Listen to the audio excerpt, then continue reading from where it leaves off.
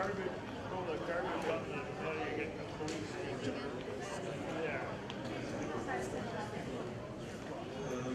morning, friends. Once again, we are going to start in about just a minute. Maybe just in a little over than a minute we'll be beginning. So please take your seats.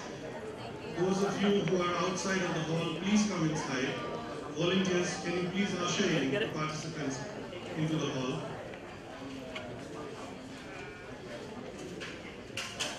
And please try and sit at the front. There are lots of vacant seats here. I was looking at the pictures and I just realized that the empty chairs don't look so nice in a photograph. So even for the sake of photograph, please come here. We are now about to begin the proceedings of the day. And to start the day, we have a very exciting plenary and a host of panelists with us today. The panel discussion is entitled Policy, Regulation and Media Laws and Impacts on Community Radio. And this panel will be moderated by Shane Nelson. But before we do that, there is an important announcement, rather a proposition to be made by Imam Prakoso, a board member of AMARC Asia Pacific. May I request Imam to come over here and make the proposal.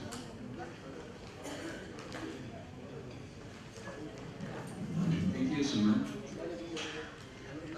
As we know that tomorrow is the important day for us to have a General Assembly, to have our new AMARC board members. So for that purpose, we need the position of what we call is election officer. Then on behalf of the board member of AMARC Asia Pacific, I wish to propose as election officer for conducting election of AMARC Asia Pacific board member tomorrow, the name of Bianca Miglioretto. But I need second from the floor. I need second from the floor. Anyone to support?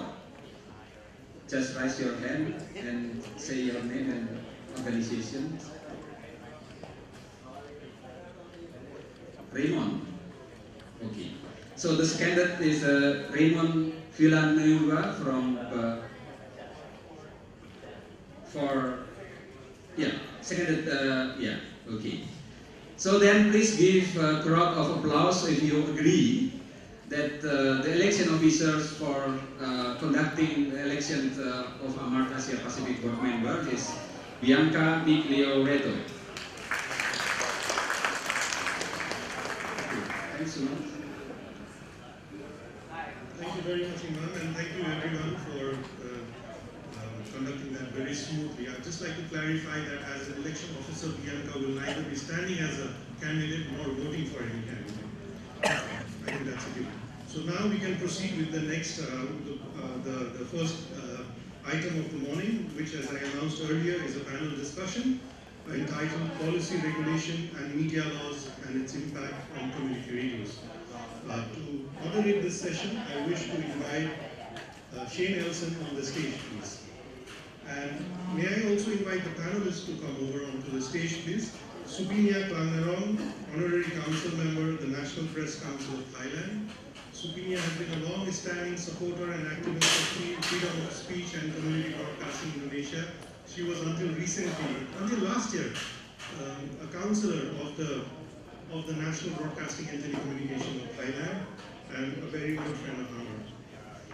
Subhas Khatiwada is the president of the Association of Community Radio Broadcasters, himself a community radio broadcaster, a long-standing broadcaster, and currently heading the movement in Nepal. Subhas Khatiwada, may I have the pleasure of you on the stage. A round of applause, please, to welcome all of our panelists. Imam Prakoso Imam Proposo needs no introduction in Indonesia. Imam Proposo, please.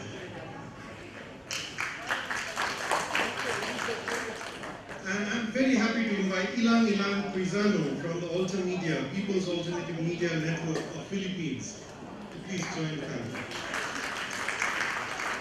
And lastly, but not the least, Professor Tomoko Kanayama from the Institute of Advanced Media Arts and Sciences, Japan. I'm sorry, there is one more. I'm sorry, I almost made a mistake.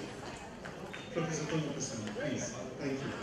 And very importantly, we have, I hope I'll pronounce his name correctly, Yogyakarta Myo, himself the radio director of Myanmar Radio and Television. Pleasure to have you here with us, sir. Please join us on this stage.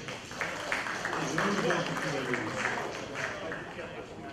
And now I hand over the microphone to Shane to conduct the session. Thank you very much.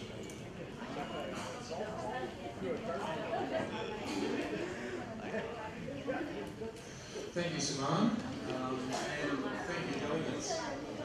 This, I think, will prove to be a very interesting plenary session, looking at policy, regulation, and media laws and impacts on community radio. One of the very interesting aspects of our region is the diversity, both from a national, state perspective and from a regulatory framework perspective. None of us sitting up here in any way operate in the same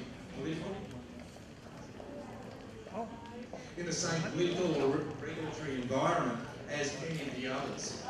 And I'm certainly looking forward to hearing from each of the participants. What I propose is that each of the panelists will present a short presentation, and then if we could save questions till the conclusion of the presentation. So if you have a question, please make note and hold on to that. And then at the end of the presentations, we'll have an opportunity for question and answer. We're only 5 minutes behind time, which is good for an AMARC conference. So I'll kick things off. I'll introduce the speakers in the order that Samana did. And Sabina Klimarong has been a friend of AMARC for many years, and her input and experience in Thailand will be most valuable to all of us, I think. To you. Thank you. Thank you so much. Good morning, everyone. Very honored to be here at the AMARC conference and to hear all the inspiring stories from around the region on the development of the community radio. So I will briefly review about the situation in Thailand. So back in 1997, at the time we got a very progressive consideration saying that all the spectrum area of frequency are considered public resources. So it must be allocated to popular sector of community up to 20% of the area that written by law under the Constitution and the organic law. And that's inspired the community around the region to set up to see the area, and they started at the government at the time calling them illegal, but at the time the community movement were fighting those discourse saying that we are not illegal, but we just are unlicensed. So for a long period of time they're struggling to get a license, and currently under the Constitution it led to the regulatory mechanism called independent regulator, which is to allocate a license to all the broadcaster, which I worked as a commissioner for 5 years at the NBTC. So NBTC is supposed to give license to all the broadcaster, and community radio were considered illegal by the government at the time, so they are calling for the license. But NBTC until now still not given the real license to the broadcaster, but they given temporary license or trial license that have to be reissued for 1 year. But somehow it guaranteed that no police should arrest the station. But the new challenge happened because when you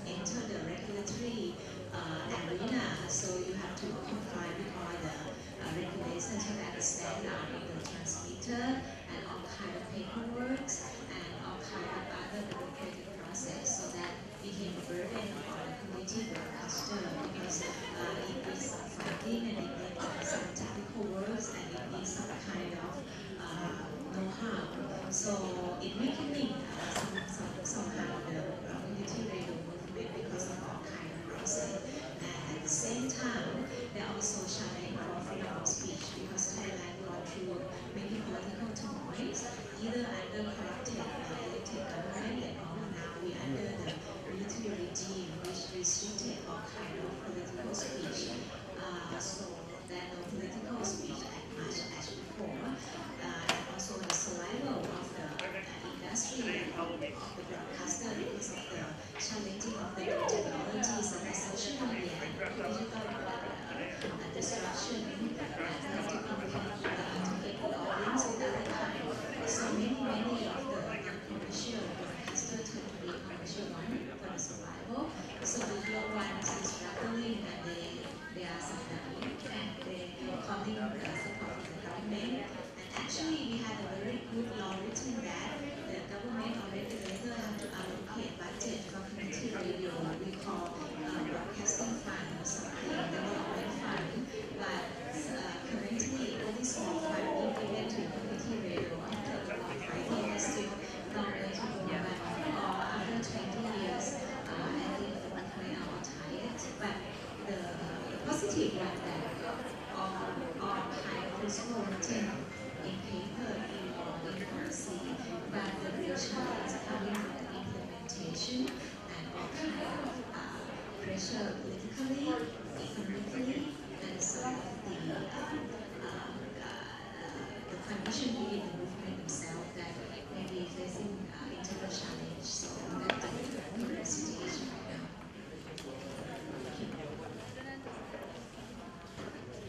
Thank you, Sophia.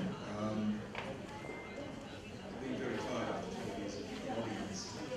Totally understandable. I'm sure many in the room can understand the title and thank you. As I said at the start, you can hold questions until the end, and questions you can address them generally to the panel or to in response to what individual panelists have said. Our next member, from my list here, is Subhas.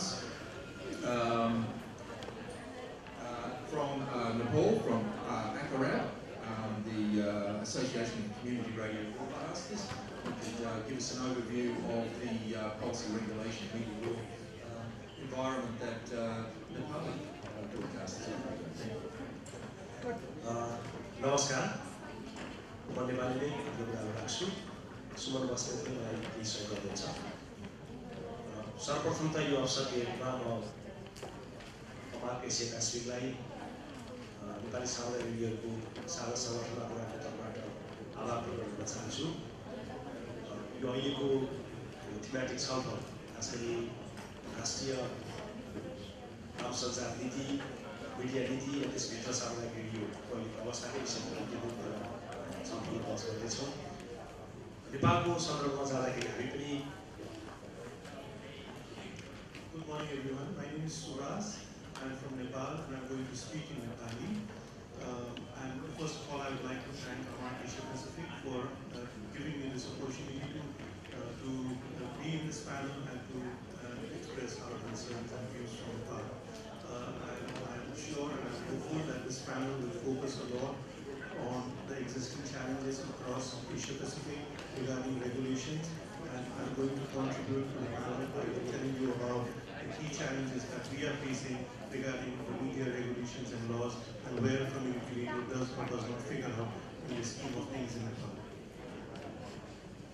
नेपालको कन्टेक्स्टमा नेपालको सन्दर्भ हामीले कुराकानी गर्दाखेरि नेपालको सामुदायिक radio प्रसारण सुरु गरेको झन्डै 21 वर्ष पुरा भएको छ झन्डै 2 दशक हामीले अनुभव सँगाइसकेका छौँ र अपराधले नै पनि 18 वर्षको एउटा अनुभव हासिल गरिसकेको छ यद्यपि हामीसँग सामुदायिक रेडियोलाई सम्बोधन गर्ने छुट्टै नीति अहिलेसम्म हामीसँग छैन The Nepali radio sector is more than 20 years old. AMARC itself was established 18 years old, so we have a long-standing sector as well as an association. However, as of today, we do not have a specific policy that addresses community radio sector in the country. हेर्दाखेरि हामी धेरै स्वतन्त्र छौँ जस्तो देखिन्छ। हाम्रो संविधानले पनि पूर्ण प्रेस स्वतन्त्रतालाई ग्यारेन्टी गरेको छ। अहिले पछिल्लो समयको संविधान आएको छ। तर अलिकति त्यसभित्र चाहिँ कानुनहरू हेर्नुभयो भने, नियमावलीहरू हेर्नुभयो भने अहिले पनि सूचनाको हकमाथि, अभिव्यक्ति स्वतन्त्रतामाथि र विशेष गरी समुदायको स्वामित्वमा, समुदायको सक्रियतामा सञ्चार हुने सामुदायिक रेडियोको हकमा हामीले छुट्टै खालको सहुलियत पाउने, त्यस्तो खालको प्रवर्धन हुने खालको कुनै चाहिँ कानुनी व्यवस्था अहिलेसम्म गर्न सकेका छैनौँ। यो हाम्रो निम्ति ठुलो चुनौती हो। Generally speaking, the Nepali Constitution provides ample space for freedom of expression, right to information, freedom of communication. But if you look at the fine prints and if you look at the constitutions and regulations and the laws and bylaws of the country, then you will notice that there is very little that actually promotes community broadcasting, and especially the ownership of communities, local communities of the broadcasting medium. And that I see as the first and foremost challenge for us. हाम्रो संविधानले पूर्ण press स्वतन्त्रता भनेको छ। त्यसैगरी कानुनहरू बन्दैछन्। 3 वर्ष अगाडि आएको आम संसार नीतिले 3 tier ब्रोडकास्टिङ, खास गरी 3 खम्बे प्रसारण नीतिको कुरा गर्यो। आम संसार, त्यसमा खास गरी आम संसार नीतिभित्र सार्वजनिक प्रसारण सेवा, सामुदायिक प्रसारण सेवा र निजी प्रसारण, व्यापारिक प्रसारण सेवाको कुरा पनि गर्यो। तर त्यो चाहिँ छुट्टै कानुनद्वारा यो व्यवस्था चाहिँ सुनिश्चित गरिन्छ। फ्रिक्वेन्सी सम्बन्धी छुट्टै एलोकेसन नीति ल्याइन्छ भन्यो, तर अहिलेसम्म त्यो नीति आउन सकेको छैन। On one hand, our constitution guarantees freedom of media, freedom of press and expression. At the same time, last year, about 2 years ago, I think, three years ago, we also introduced a regulation that clearly identifies 3 tiers of media in broadcasting media in Nepal, those being public service broadcasting, commercial broadcasting, and community broadcasting. The regulation also clarifies that there are going to be specific further regulations to regulate those specific sectors, as well as to govern, to specify frequency allocation, which are yet to happen. These regulations have not been introduced yet. तर हामीले व्यवहारमा हेऱ्यौँ भने खास गरी सरकारमा नहुँदा र सामान्य अवस्थामा हुँदा राजनीतिक दलहरूले बोल्ने कुरा, स्वतन्त्रताको पक्षमा दिने कुरा र सरकारमा गइसकेपछि गर्ने व्यवहारमा धेरै ठुलो रूपान्तरण आएको छ। सायद अरू मुलुकमा पनि त्यस्तो होला। हामी अहिले कस्तो खालको अवस्थामा छौँ भने सरकार लोकतान्त्रिक छ, हाम्रो संविधान चाहिँ पूर्ण प्रेस स्वतन्त्रतामा हाम्रो संविधानले ग्यारेन्टी गरेको छ। तर अहिले भर्खरको सरकारले पनि स्थानीय तह जुन अहिले नयाँ इलेक्टेड भएर आएको छ, त्यसले चाहिँ एफएम रेडियोको फ्रिक्वेन्सी प्राप्त गर्न सक्ने, तर सामुदायिक र व्यापारिक रेडियोहरूलाई केही समयको निम्ति अहिले बिना आधार बन्द गरिएको अवस्था छ। त्यसले गर्दाखेरि सरकारले कतिखेर चाहिँ यो स्वतन्त्रतामाथि चाहिँ फोकस लगाउँछ भन्ने कुरा ग्यारेन्टी छैन। पहिला त फ्रिक्वेन्सी एलोकेसन नीति ल्याएर मात्रै चाहिँ फ्रिक्वेन्सीहरू वितरण गरिने भन्ने कुरा थियो, तर त्यसको विपरीत केहीलाई दिने र खास गरी समुदायलाई र निजी क्षेत्रलाई चाहिँ नागरिकले सञ्चालन गर्ने क्षेत्रलाई चाहिँ अहिले बन्दिस देखाइएको अवस्था पनि छ। It is rather ironical, and this is probably the tendency of politicians everywhere, not just in Nepal but elsewhere too, that politicians, when they are not in power, they promise you everything, but when they are in power, then they don't really walk the talk. So in Nepal also that has happened. As you know, since the promulgation of our new constitution, Nepal has entered into a federalist structure. The recent regulations and decisions of the government have given the right to state governments, provincial governments to set up their own radio stations on one hand. On the other hand, it's also given them the rights to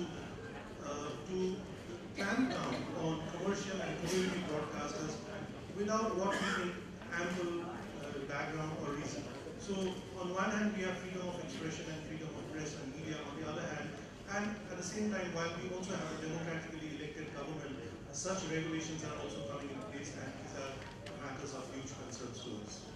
म यो एउटा प्रश्नको एउटा सवालको म अन्तिममा के भन्न चाहन्छु भने नेपालको सामुदायिक रेडियो निकै सशक्त पनि छ। सरकारले त्यसलाई चाहिँ कानुनी हिसाबले नीतिगत रूपमा सम्बोधन नगरे पनि नेपाली समाजले, नेपाली चाहिँ नागरिकहरूले त्यसलाई आत्मसात गरिसक्नु भएको छ, स्वीकार गरिसक्नु भएको छ। सरकारले पनि केही महत्त्वपूर्ण खास गरी नागरिक चासोका विषयहरू, नागरिकलाई सचेत गराउनुपर्ने विषयहरू आयो भने नेपालको सामुदायिक रेडियोलाई गुहार्ने, हामीलाई सहयोग गर्नु पर्यो भन्ने उसको पनि व्यवहार छ। त्यसले गर्दाखेरि हामी निकै लोकप्रिय छौँ, प्रभावकारी छौँ, धेरै ठुलो सङ्ख्यामा यसमा नागरिकहरूको सहभागी हुनुभएको छ। तर विडम्बनाको कुरा हामीले पटक पटक चाहिँ यो कस्तो खालको आम सञ्चार मतलब सामुदायिक रेडियो सम्बन्धी नीति हुनुपर्छ भनेर मस्यौदा पनि तयार गऱ्यौँ त्यसलाई सरकारले राम्रोसँगले भन्छ तर अहिलेसम्म कार्यान्वयन गर्न नसक्दाखेरि हामी केही अन्यलमा चाहिँ अवश्य पनि बुझिरहेका छौँ। In spite of all the existing challenges and difficulties, I would like to say that Nepali community radio sector is in a very strong position, not because of the regulations or what is not there in the regulations, or not because of the lack of support from any other official sector or the lack of it, but mainly because the Nepali people have really accepted community radios in their hearts and minds. There is support from the people for the community radio sector. I would also like to say that the government also takes our help whenever it needs to, reaches out to the communities at the grassroots. That shows the reach and the power of community broadcasting. So that's where the energy and the source of existence of community radio comes. एउटा सानो उदाहरण म तपाईँलाई दिन्छु। जस्तो अहिले नेपालमा 7 वटा प्रोभिन्सहरू छन्। त्यो प्रोभिन्समध्ये एउटा 6 नम्बर प्रोभिन्स चाहिँ हाम्रो मानवीय विकास सूचकाङ्कमा ह्युमन डेभलपमेन्ट इन्डेक्समा सबभन्दा पछाडि परेको चाहिँ प्रदेशको रूपमा छ। त्यहाँ न सरकारको रेडियोको पहुँच छ न व्यावसायिक रेडियोको पहुँच छ। त्यहाँ कुल 42 वटा एफएम रेडियोहरू सञ्चालित छन्, 10 वटा जिल्ला छ, त्यसमा 41 वटा सामुदायिक रेडियोहरू छन्, एउटा मात्र व्यापारिक रेडियो छ र रेडियो नेपालमा पनि एउटा क्षेत्रीय प्रसारण छ तर त्यसको पहुँच छैन। यस्तो खालको चाहिँ असाध्यै रिमोटमा असाध्यै ग्रामीण भेगमा चाहिँ सामुदायिक रेडियो मात्रै नागरिकको सूचनाको अभिव्यक्ति स्वतन्त्रताको एउटा मात्रै साधन चाहिँ नागरिकको पहुँचमा भएको छ। यसले पनि नेपालको सामुदायिक रेडियो कस्तो छ, त्यसले कसलाई सेवा गरिरहेको छ भन्ने कुराको एउटा स्पष्ट उदाहरण दिन सक्छौँ। Just to give you a glimpse of picture of who the community radio serves in Nepal, where the community radios are located, I would just like to tell you that out of the 7 provinces of Nepal, there is one province, province number 6, which was recently stated as to have the lowest human development index. There is no government or commercial media, any kind of media in that area. And whereas there are 40 community radios serving very remotely scattered population of that province. That is just to tell you that community radios are there to serve Nepalis, the population at the furthest corners of the country.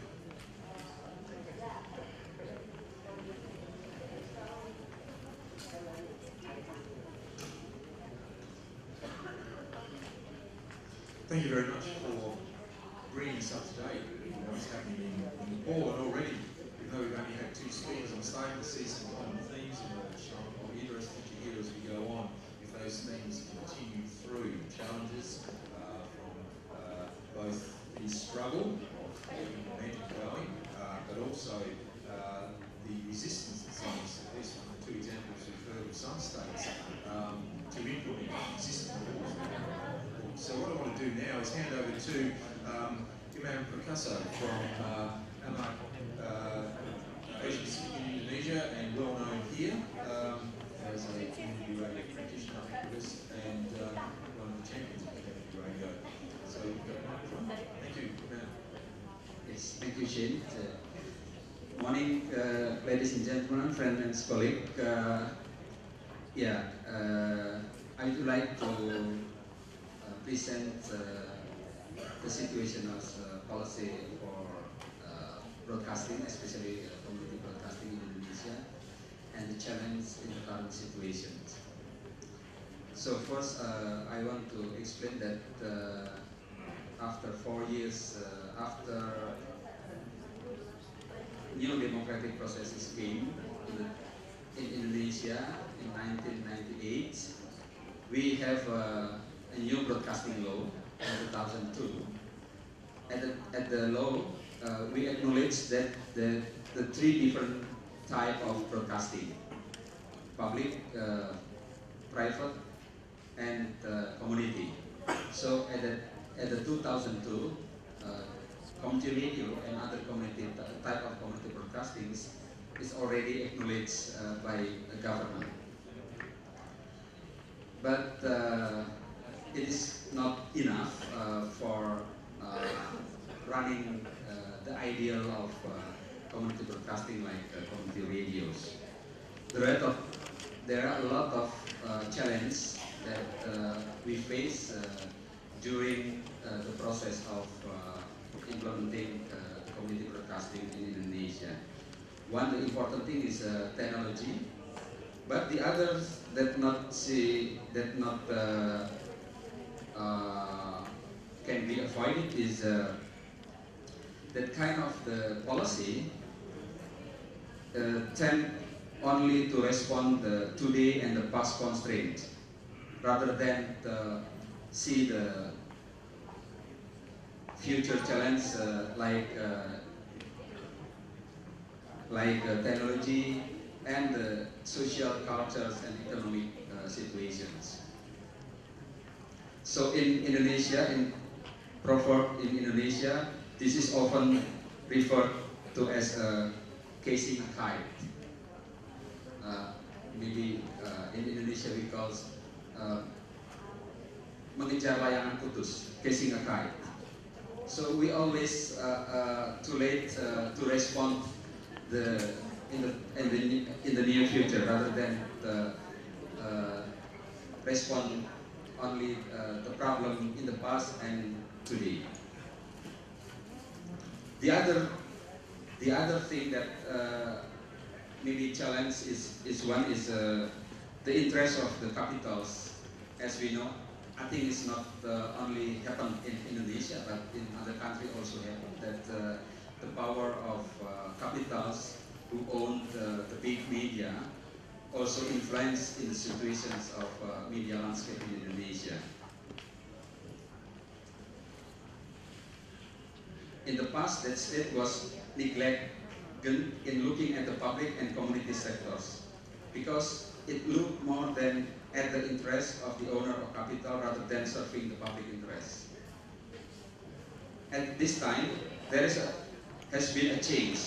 So, in the beginning, government only look at the interest of private and public broadcasting rather than its community radio.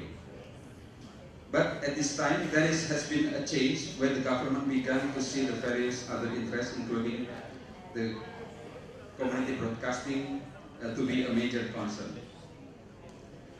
But now, advocacy is still underway. We need to improve the broadcasting law. One, that JRKI is a community radio association in Indonesia, now still struggling to have a fair allocation of frequencies, because today we only have 3 narrow allocation of frequencies: 1.0, 1.7, 1.0, 1.7.0, 1.7.8, and 9. It is near in the what the minister mentioned 2 days ago. It always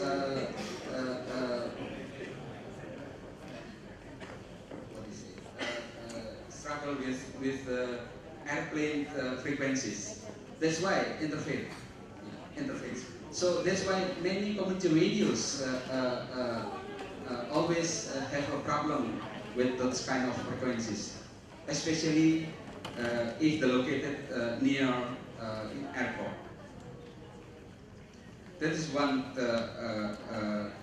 issue that still advocacy to the government. But the other important thing is changing the view of community broadcasting, which are currently only seen as a complement in the broadcasting landscape in Indonesia.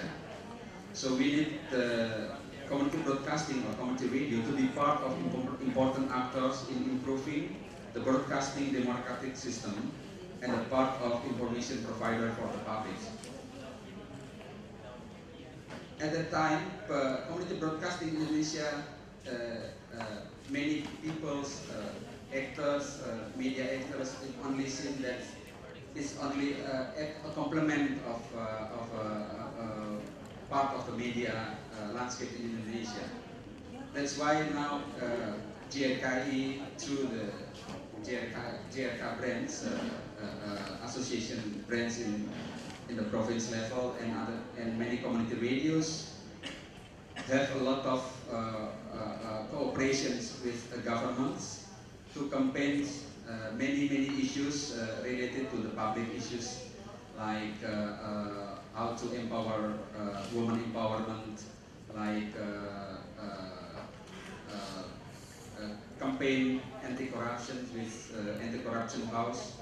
There's many issues that now become to be part of campaign and community broadcasting. It's a part of effort from community radio sectors to become not only complement in the broadcasting landscape, but to become better positions to improving the broadcasting democratic system.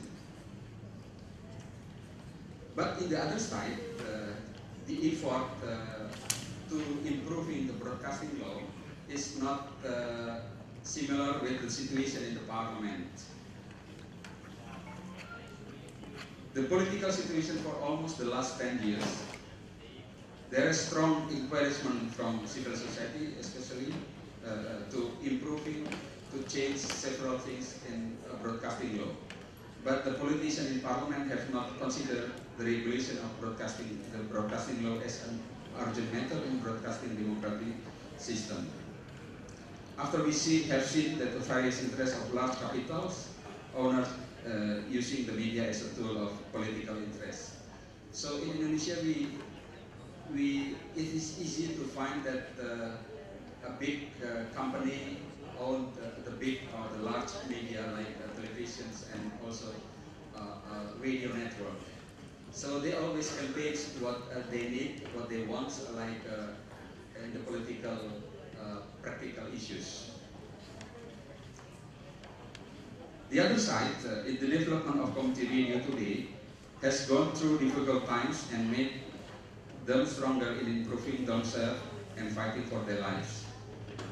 Starting from the difficulty of obtaining permits 15 years ago, I think the minister already mentioned this one, 15 years ago, until before around 5 years ago, it took almost 6 until 7 years to get permission for community radio. You can imagine, for one community radio, we need around 6 until 7 years to get a license.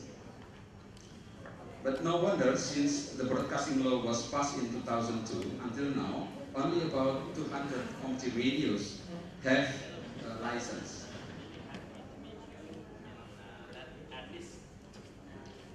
Although after going through lobbying and advocacy from JRKI side and other community broadcasting actors, in the last 5 years, the accelerations of licensing has been much better, especially during the last 2 years. Minister already mentions that we now have, community radio have around 200 get a license from around 500 community radio stations. But the other things, in 2005-2006, a study that I joined predict the number of community radio in Indonesia to be close to 1,000 stations. So it's around 16 years ago. We calculate around 1,000 community radio stations operating in Indonesia, with at least 3 community radio associations. So besides JRKI now still exists, there is at least 2 other community radio associations. Peasant Farmer Community Radio Associations was located in one of province in Java, in West Java. The other associations is what we call community radio for democratic associations, almost located, all the members located in East Java. But now, after more than 10 years, we found that the number of community radio stations in Indonesia reduced until around yesterday estimated by the minister is around 400, but according to my calculation, it's around 500. Then with only one community radio stations left, so JRKI community radio, Indonesian community radio network, is one is only associations exist in Indonesia now.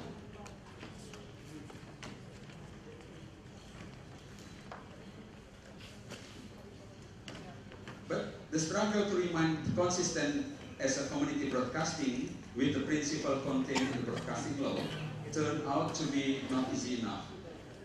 We predict that why the number of community radio stations in Indonesia is reduced.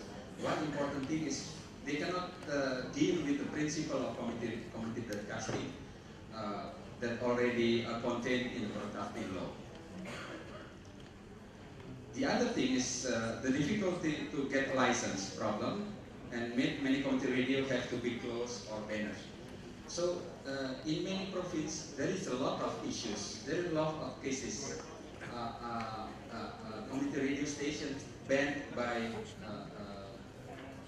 government officer. So that's the situation. I can conclude that the situation is even there is many challenges in Indonesia to for community radio for starting. License still have issues, technology still have issues, policy also, because in the past policy, the broadcasting law, they only mentions about how what should not to be done by community broadcasting, not how to develop the ideal of community broadcasting.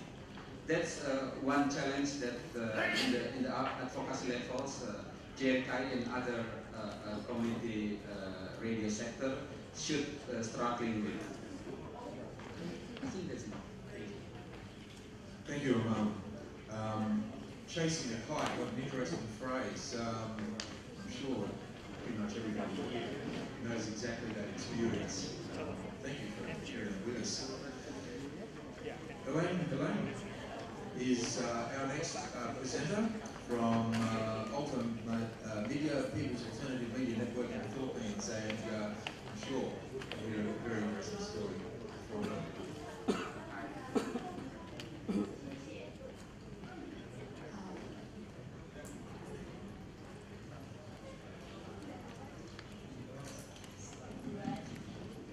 Just some technical difficulties.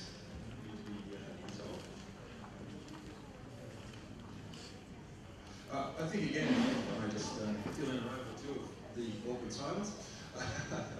Again, our third panelist has mentioned the struggle in dealing with what is very complex, burdensome, and in some ways biased against media law that looks at community radio in a way that is not friendly and open.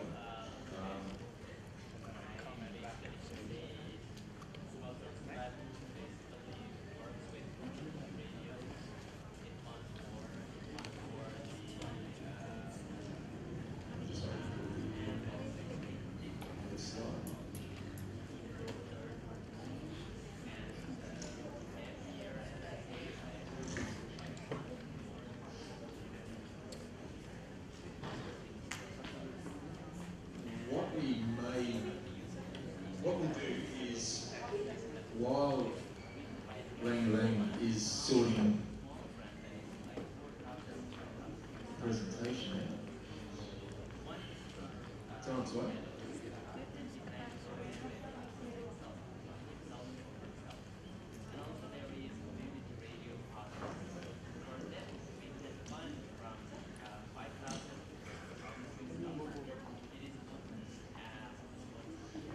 While we're just having this break, I would like to remind you that at the Regional Assembly tomorrow there is an opportunity for recommendations from the floor.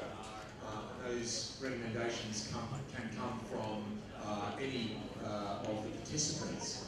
And to keep in mind what we're hearing so far from the panellists and what we'll hear from the remaining three panellists may provoke you to think of something that is particularly relevant for AMARC to consider moving forward as part of its program over the next 4 years.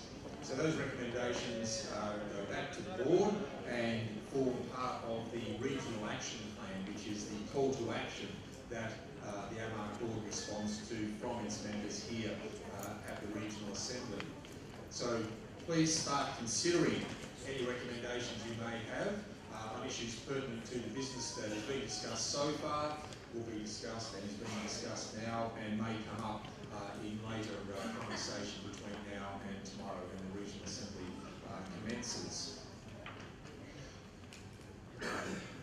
With your indulgence, we may move on to our next panellist and come back when the technical hitch has been overcome. Professor Tanaka, from the Institute of Advanced Media Arts and Sciences in Japan. We'd like to hear from you.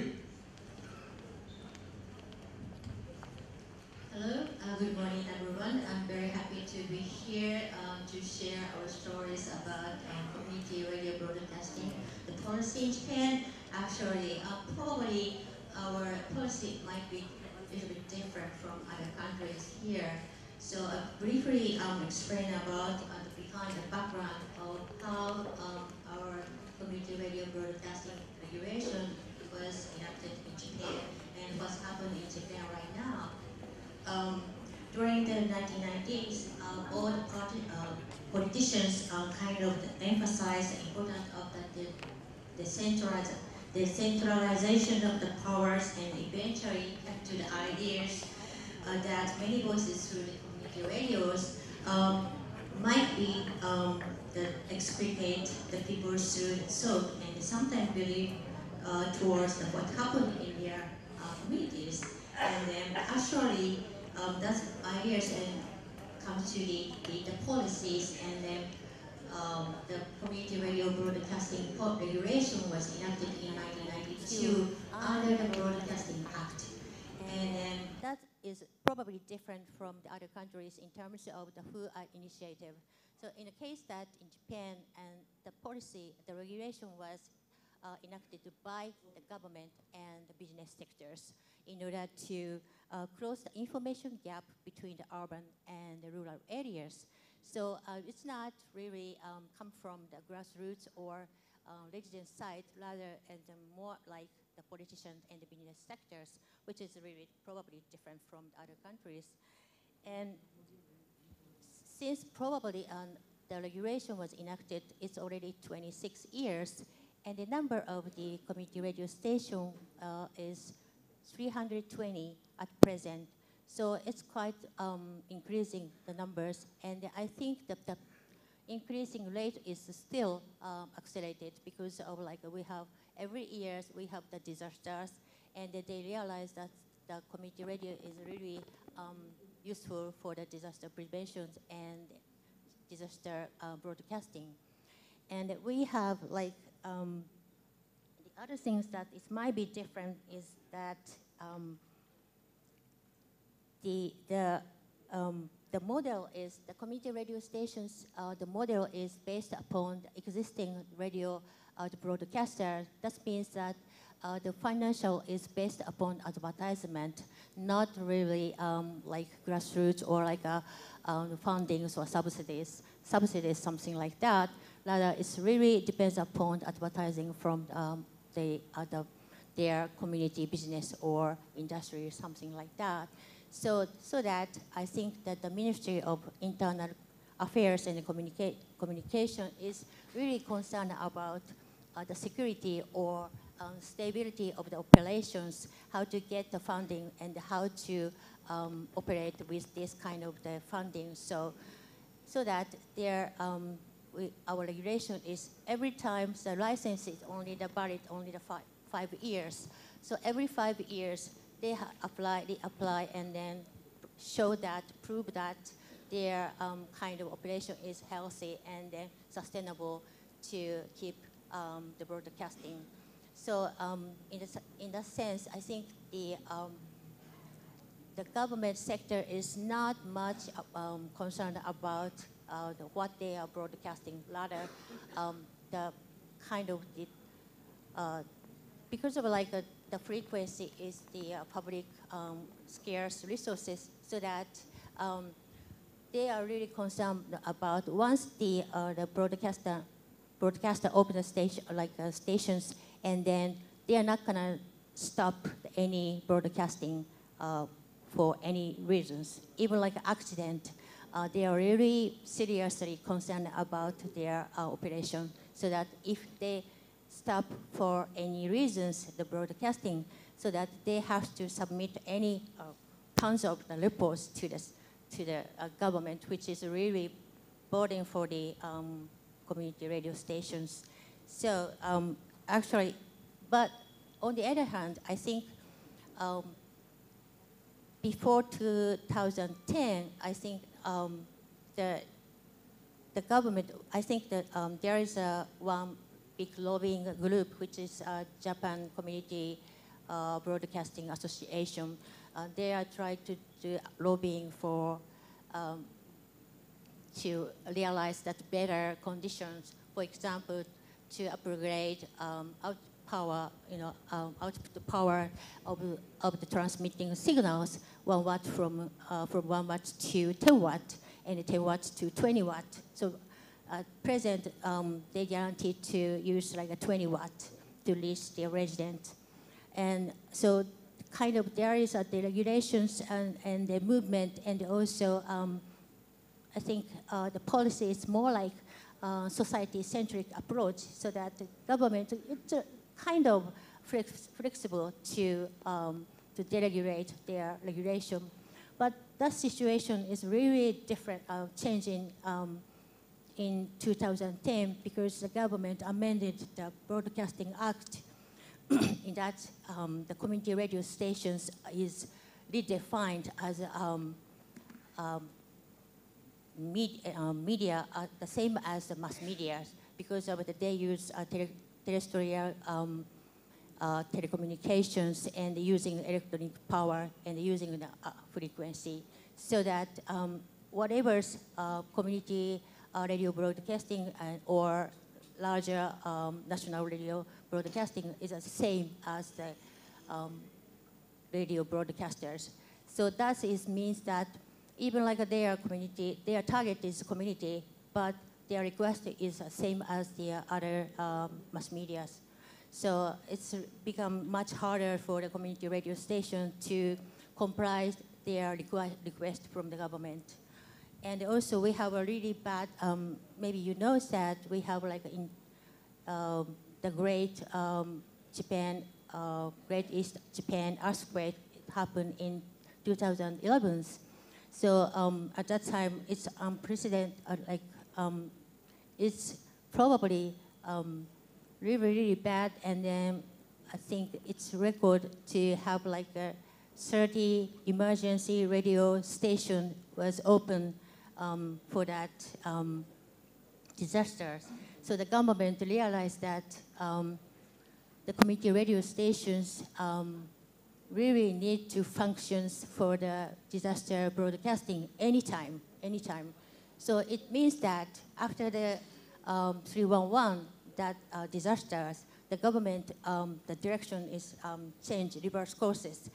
That means like they are severely kind of request, especially the conditions for broadcasting. For example, like the equipment, this kind of equipment, this kind of equipment, so much different type of equipment are required to guarantee for non-stop broadcasting for the disaster broadcasting. So that is become really heavy burdens for community broadcasters. So even like this year, we have so much disasters for 10 months, and 30 community radio stations stopped the broadcasting because of the malfunction of the transmitters or equipment, or long term of the outrage of the power or something like that. Even so, the government kind of tried them to somehow broadcast their signal, something like that. So now we are faced to, they know that it's, if put more severe request or requirement or compliance, then I think the community radio station cannot respond to their request. But at the same time, they are afraid of that, they lose their license for that. And at the same time, in the societies, Japan society become really high-risk societies, and the government always said that we have under the threat from the North Korea attack, and also we have a lot of the severe catastrophe like tsunami and earthquake, and also we have a lot of like nuclear power plant. So that once we had the really bad Fukushima nuclear power plant accident, so that we are always faced to the kind of the accident again. So it means that we, the community radio stations, is a kind of request to connect to the national security or national resilience policies in somehow. It means that there is the government set up the big national security system which called J Alert, and then the community radio stations play a functions as the last mile to reach the residents in each small community. So as a kind of last mile, so that the community radio stations is positioned in a kind of national security systems already. So I think it's my opinion. It's not good for the community radio station anyway, because they are requested. It's not for the community. It's for nations. You know, it's really different, but it's kind of confusing. But I think I interviewed the community radio stations and my managers or whatever, and they said that they feel like the atmosphere from the societies is so much risk society, so that I think they don't want to carry national signals through their community radio station, but maybe they have to do that. So there is some kind of dilemmas from among the kind of community radio stations. They are focusing more on their community, but at the same time they have to respond to the request from the government, which is kind of linked to the national security or national resilience policy, something like that. So this is kind of different, maybe, situation from other countries, but also, even like after the 26 years, the national community radio regulation was enacted, but we faced the kind of big changes or big kind of challenges for the community radio stations to how to overcome this kind of the situations right now. Thank you. Thank you.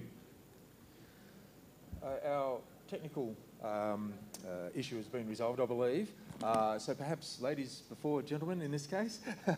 Elang from Alta Media People's Alternative Media Network in the Philippines. Thank you very much. Hello, good morning everyone. I'd like to introduce my organization. It's called Alter Media. It's a national network of independent and alternative media outfits in the Philippines. So we have membership in all the major islands from Luzon, Visayas, and Mindanao. Kodao Productions is our member, Radyo Sagada is our member, and we have several community radio stations and programs members as well. Though I personally, I'm not a radio person, I'm more of a filmmaker, but I represent the entire network. Okay, so I'm gonna talk about some of the policy challenges in the Philippines. So, yeah, the first is, of course, the requirements for franchising and permits. So in the Philippines, it's quite stringent. So in order for anyone to have a broadcast franchise, you need to have a law passed.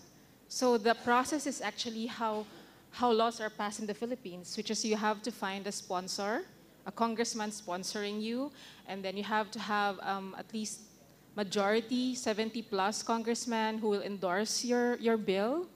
And then you have to have committee deliberations, and then you have to have it passed in the plenary, and then you have to have the president himself sign your franchise.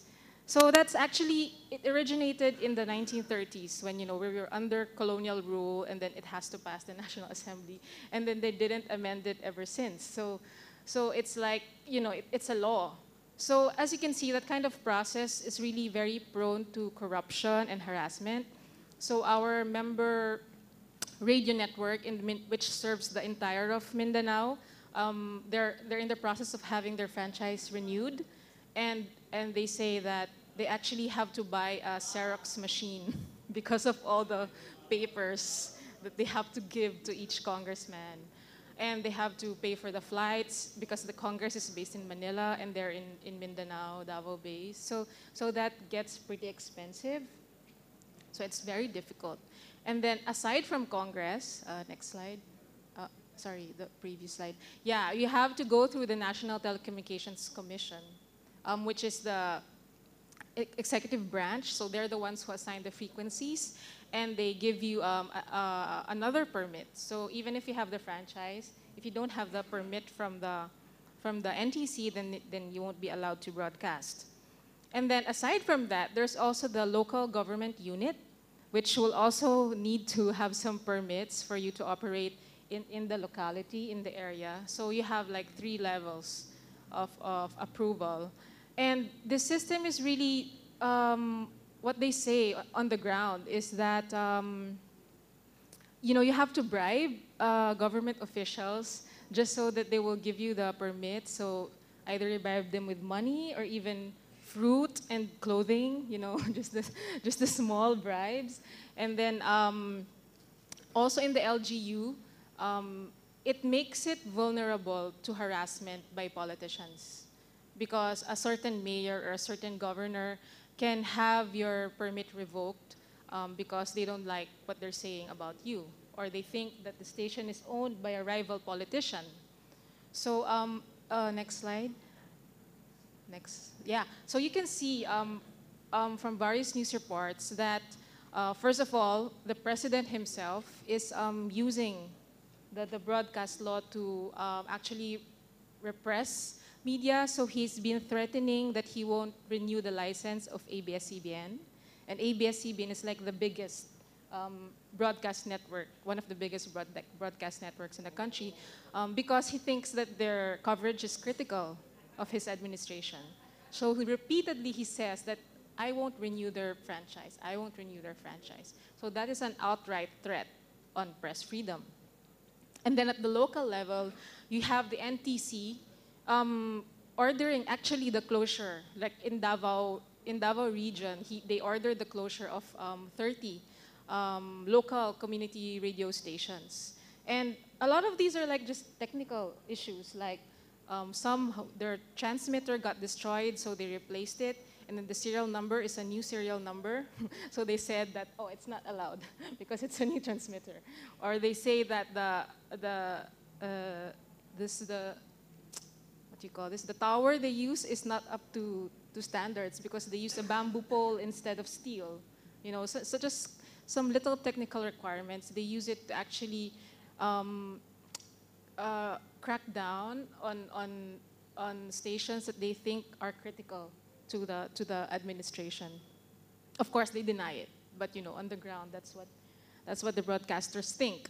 And also, local politicians, as I say, use the NTC to repress, rival politicians, or what they think are rival politicians. So yeah, you actually have radio stations closing because the mayor has ordered it, or the mayor has asked the NTC to revoke their permits. So that's the kind of situation we're having in the Philippines right now. So it's not very good, So it's very prone to corruption and very prone to political harassment. And then aside from that, we have these laws, like the criminal libel. Our libel law is actually more than 80 plus years old. It also dates back from the colonial era. So we're actually libel is a crime and you can get jailed for it. So we have broadcasters getting arrested, getting jailed just because of their critical commentaries. So one of the picture of one of them there, that's a broadcaster, is actually treated like a common criminal. And then in 2012, we had the Cybercrime Act passed, which actually has stricter penalties for libel. So in the normal or the not online libel, you have up to 6 years in prison. But if you're convicted for online libel, you have up to 12 years of prison. So a lot of journalists actually campaigned against the cybercrime law. So we actually had a lot of the more repressive provisions taken down. Like they wanted, if you share or like a certain post that's libelous, then you're also part of the crime. But we had that repealed because we fought against it. But anyway, we have online libel, and even the UN Human Rights Committee has said that our libel law is excessive, and that it violates the International Convention on Civil and Political Rights. So the UN itself has spoken against our law and that it should be repealed. The next slide. Yeah, so aside from libel, there's this, well, it's not official policy, but it's unwritten policy. It's what we call the culture of impunity in the Philippines. So the Philippines ranks 5th in the impunity index of the Committee to Protect Journalists, which means we have so many unsolved journalist murders. So, and these unsolved murders contributes to the continued killing of journalists. So under the current administration, we already have 12 journalists who were killed. So the latest one was in July, that of a broadcaster in the province of Albay, Joe Villana. So yeah, he was killed, he was shot and killed. So according to media watchdogs, next slide, yeah, there have been a total of 85 media attacks under the Duterte administration. So that's just for the past 2 years, and it doesn't include, only until May, they have documented 9 killings, 16 libel cases, 5 cases of intimidation, 6 cases of harassment, 14 cases of online harassment, 4 website attacks, 3 cyber libel cases, 6 slay attempts, and 3 cases of barring reporters from coverage, and 2 cases of revocations of license, and so on. So these are actually very many cases in such a short span of time. So you can see how really repressive the government is in terms of media, and of course community radio is affected very much. Community broadcasters are affected very much. Like this community broadcaster from Bislig, he was actually, before he was killed, he was already facing several libel cases filed by the mayor because he exposed the corruption there. So next slide. Yeah, so this one, I think Raymond has shown this picture, but I just want to underscore the intensity of harassment really in that is the community radio station in Cagayan that was burned by military agents. And up to now, military harassment continues, especially of our community radio programs in the regions. So these farmer-led community radio programs, the military goes on air using their own program to attack our farmer-led community radio programs by saying that they are run by rebels, etc. They're up to no good. So yeah, so we continue to face these kinds of harassment from the military. And then, yeah, so there are also other kinds of policy challenges. Like, for example, a senator has filed the proposed bill, Magna Carta for journalists. So it sounds good, right? Because it's a Magna Carta for journalists. But actually, what they want to do is, in the guise of professionalizing the industry, they want to set an exam the journalists will take so that they will be accredited. And then, of course, if they fail the exam, then they will not be considered as journalists. So we think that this is another attempt to stifle the industry. Although they say it's for the interests of journalists, it's actually not. And then you also have I think it's a similar trend, the corporate takeover of community radio. So actually one of the biggest radio broadcasting company is also into community radio. So they have more than 100 community radio stations. But then also this is not good for real community-led radio station initiatives, because you know, they're fighting for the same space, and they can actually object to the establishment of new radio stations. So yeah, so that's yeah. But the next slide. This is how are we addressing the challenges? But maybe that's for the next question. But just for, you know, just a little. So our campaign is to lobby for a special law for community radio. Maybe I'll talk about that later. And then also for the decriminalizing of libel. And also, of course, campaigns for press freedom, for defense of press freedom, and other democratic rights. That is a picture of the Radio Lumad. Lumad is the indigenous people in Mindanao. So they have set up a community radio station in Bukidnon. So.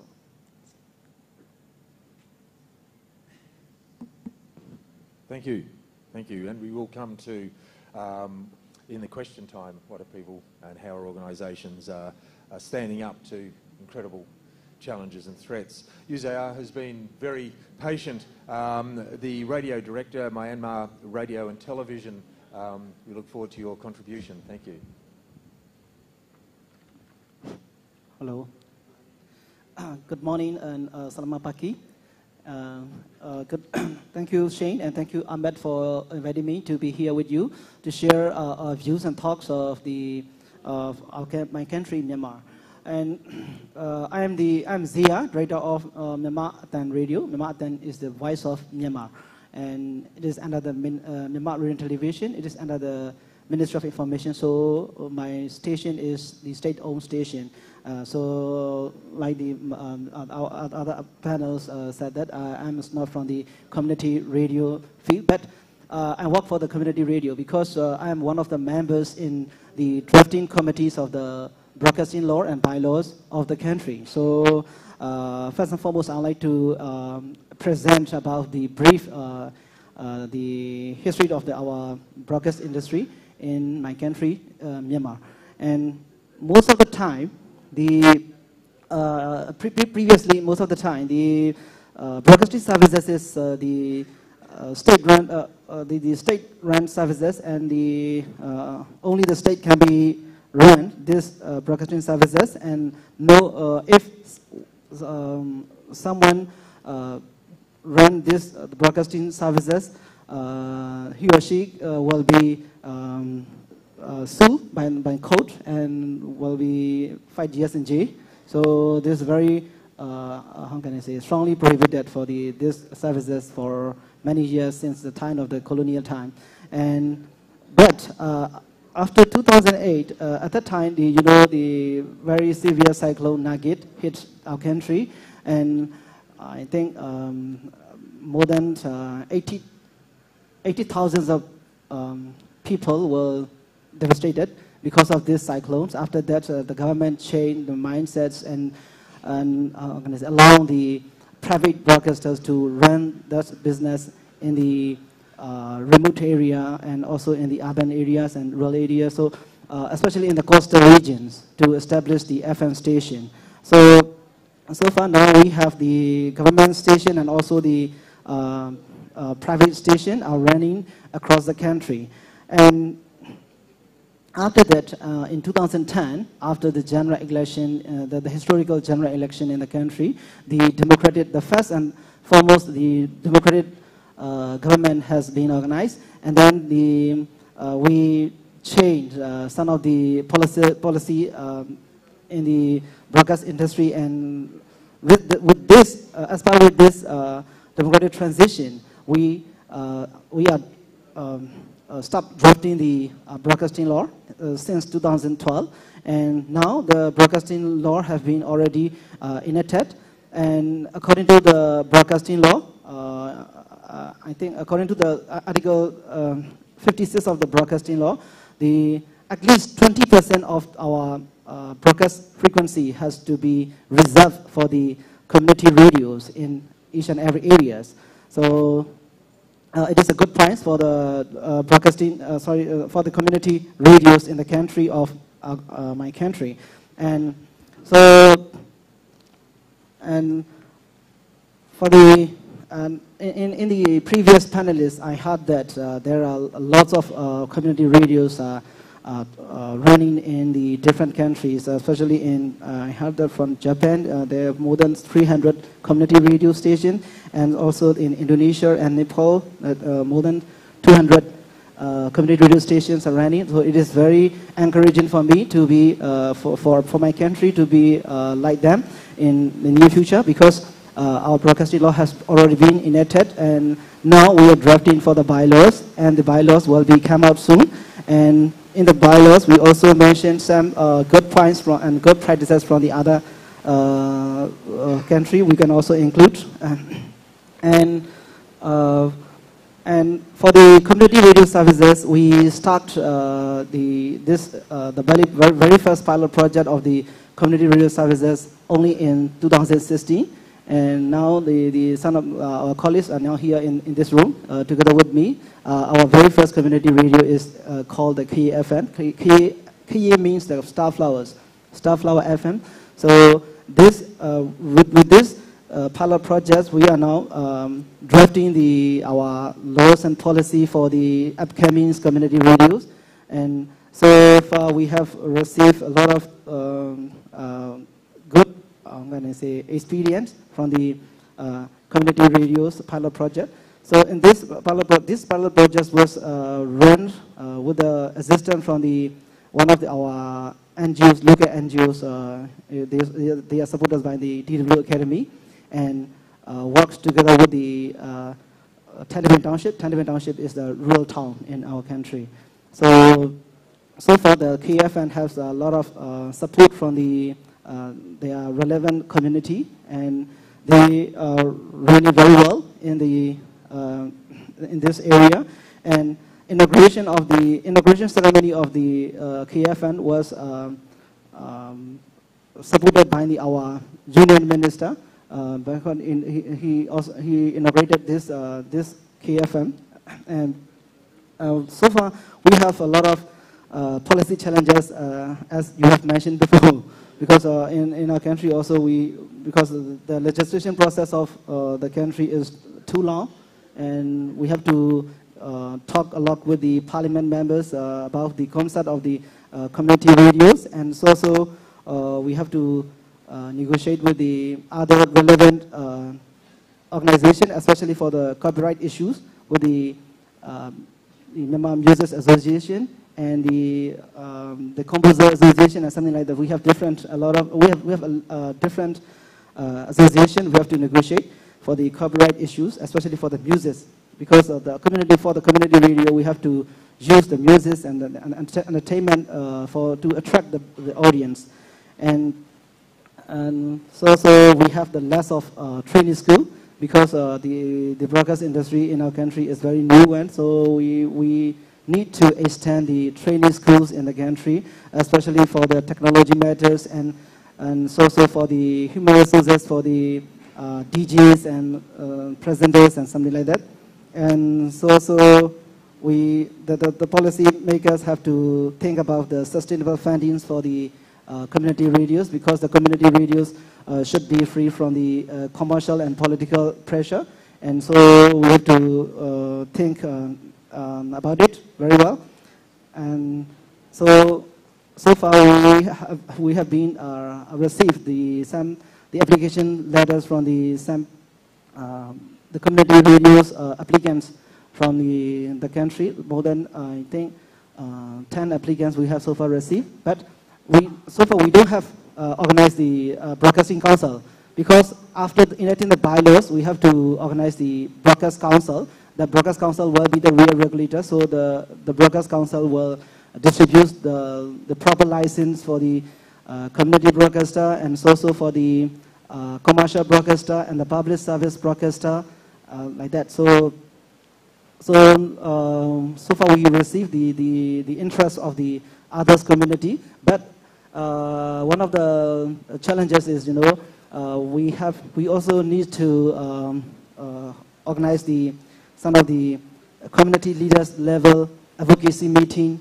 together with in the community, because the concept of the community is also new for some of the communities in the country. Because the country of Myanmar, we have more than hundreds of ethnic nationalities, and we have we also still have the armed struggle in some areas, especially in the border areas. So it is the one thing for the policy makers to consider about that. So maybe in the next round, I can explain if someone has some questions about the details about our community. Thank you. Thank you to all our presenters. I'm looking at the time. We started 5 minutes late, so I think it's only fair that we go 5 minutes into tea time. We need food for the mind as well as food for our stomachs. I think, as I said, you've probably had an opportunity to think of some questions, either for the panel generally or for one of the individual panellists. So I will open the floor. Is there a microphone on the floor? Could I have an assistant? One mic?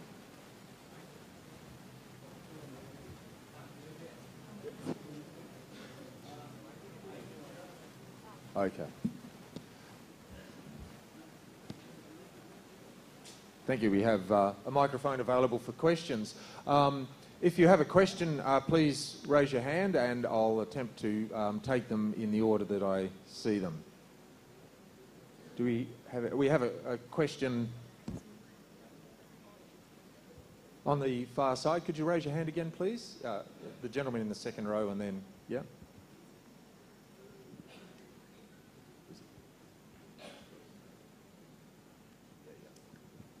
Yes, thank you all panelists and moderator. I'm from Nepal. My name is Lal Bahadur Oli. I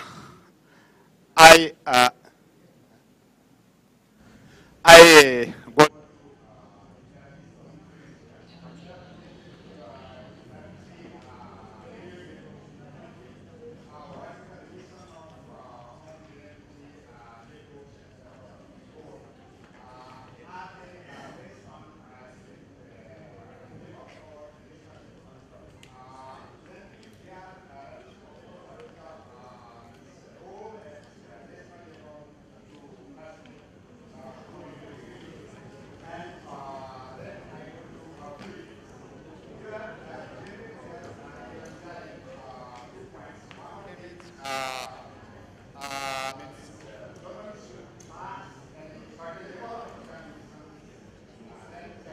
I think all should all should perform any type of quality and ensure the capacity of the journalist. So I think, in my point of view, the provision of passing a certain level of examination should be the good opportunity for the country. Then why do you feel that it's a challenge in your country? Thank you. Thank you very much. Imam, if I could get you just to respond to the first question, yeah? Yes, thank you, colleague from Nepal, for your question. Yeah, at the time we have three associations with different type of associations. First is JRKI. They're working for national level. The second one is Peasant Farmer Group Community Radio Associations. the differences is this kind of associations is working only consists of the group of farmers in one of province in the Java Islands, we call West Java, and they only talking about, or the discussion in the radio is talking about the purposes related with the role of the farmers, the agriculture issues. But as far as I know, maybe correct me if I'm wrong with Indonesian colleague from West Java. They are only working. They're not working in the level of advocacy in the national level. But maybe after 5 or 6 years after they established, then gradually they not exist anymore because in the beginning, the radio is established, but with only several persons. They supported the group of peasant farmers to support the establishment of. What I mean is, it is not needed coming from the grassroots, from the group of farmers, but it is the needed from the group of peoples who have special interests related to the agriculture, related to the price of agriculture commodities. The third one is what we call is Community Radio Association for Democratics. I think one of the former members already still present here, attended here, and maybe I can, or we can asking if my explanations not so right. But as far as I understand that this kind of association is only based in one province in East Java. Not really different with the national association, what we call JRKI. But the operation is only to accommodate several community radio stations in one province in East Java. As far as I know, they have several action in advocacy, but in a province levels, and not have communicate together with other community radio association like JRKI. So, if you ask, are they have a role in national levels? I can say that only JRKI Indonesia is have a role in national level for advocacy. The others, the two different association is only working in the province levels. But as far as I know, both of them now is not exist anymore. Thank you, Imam. And the second part, or the second question was addressed to Elang, which was about the concerns you have about this introduction, as you described it, of a Magna Carta for journalists that's being sponsored in the Parliament at the moment, and a short explanation of why you hold concerns, or why your organisation holds concerns. Yeah, of course, we all want to professionalize the industry, and we want to adhere to the standards of journalism. But we are all for self-regulation, you know. It's not really best, especially under the current political climate, for the government to regulate us. So we want to regulate ourselves, we want to professionalize ourselves, but it's not the government's job to do it, because that opens up to all kinds of vulnerabilities. Like if you don't pass the exam, then what happens to you? Does that mean you cannot cover events? Because right now, even without this Magna Carta, we have members who are barred from coverage. For instance, in the war in Merawi, they say that they are not legitimate media. so the military doesn't allow them in. So it would really lead to the stifling of voices, and it's not really conducive, you know, to the atmosphere of diverse voices, voices from the marginalized that we want here in community radio, especially in community radio, because in community radio we have farmer journalists, you know, we have those who haven't gone through formal schooling and yet have the capacity to report on things that are happening in their communities. So do we expect them actually to pass a kind of formal exam that is given by the government? So I think this in reality on the ground, it's really not feasible for us. And Subhas, you have a comment on that. The microphone's just there. Thank you. यो थिमको हामी अन्तिममा छौँ, समयको अलिकता उ पनि भयो। हामीसँग सामुदायिक रेडियो सम्बन्धी नेपालमा छुट्टै नीति त छैन, तर हामीले यो अमार्कको एसिया पेसिफिक तहको नेतृत्वसँग पनि पटक पटक छलफल गऱ्यौँ। यो खास गरी साउथ एसिया तहमा पनि हामीले आफैले पनि नीतिगत छलफलहरू गऱ्यौँ। त्यसबाट हामी के निष्कर्षमा पुग्यौँ भने नीति आउँदैमा सामुदायिक रेडियोको निम्ति राम्रो हुन्छ भन्ने हाम्रो निष्कर्ष रहेन। नीति आउनु राम्रो हो, तर त्यो नीति कसका निम्ति आयो, त्यो नीति समुदायको सहभागितामा आयो कि आएन, त्यो नीतिले वास्तविक रूपमा समुदायको स्वामित्वमा सञ्चालित रेडियोहरूको हित गर्छ कि गर्दैन भन्ने कुरा चाहिँ महत्त्वपूर्ण हो भन्ने हाम्रो निष्कर्ष छ। I wish there was more time. Time's been very short. I would just like to say briefly that we have held many meetings with AMARC.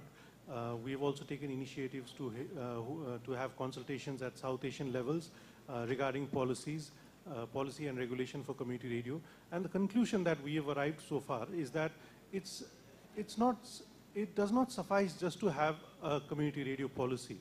The quality of the policy is what really matters. You could have a policy and still that may not be, not play a greatly facilitating role for community broadcasting. What is important is, does a policy of community radio actually give encouragement to the ownership of the broadcasting sector to the community people?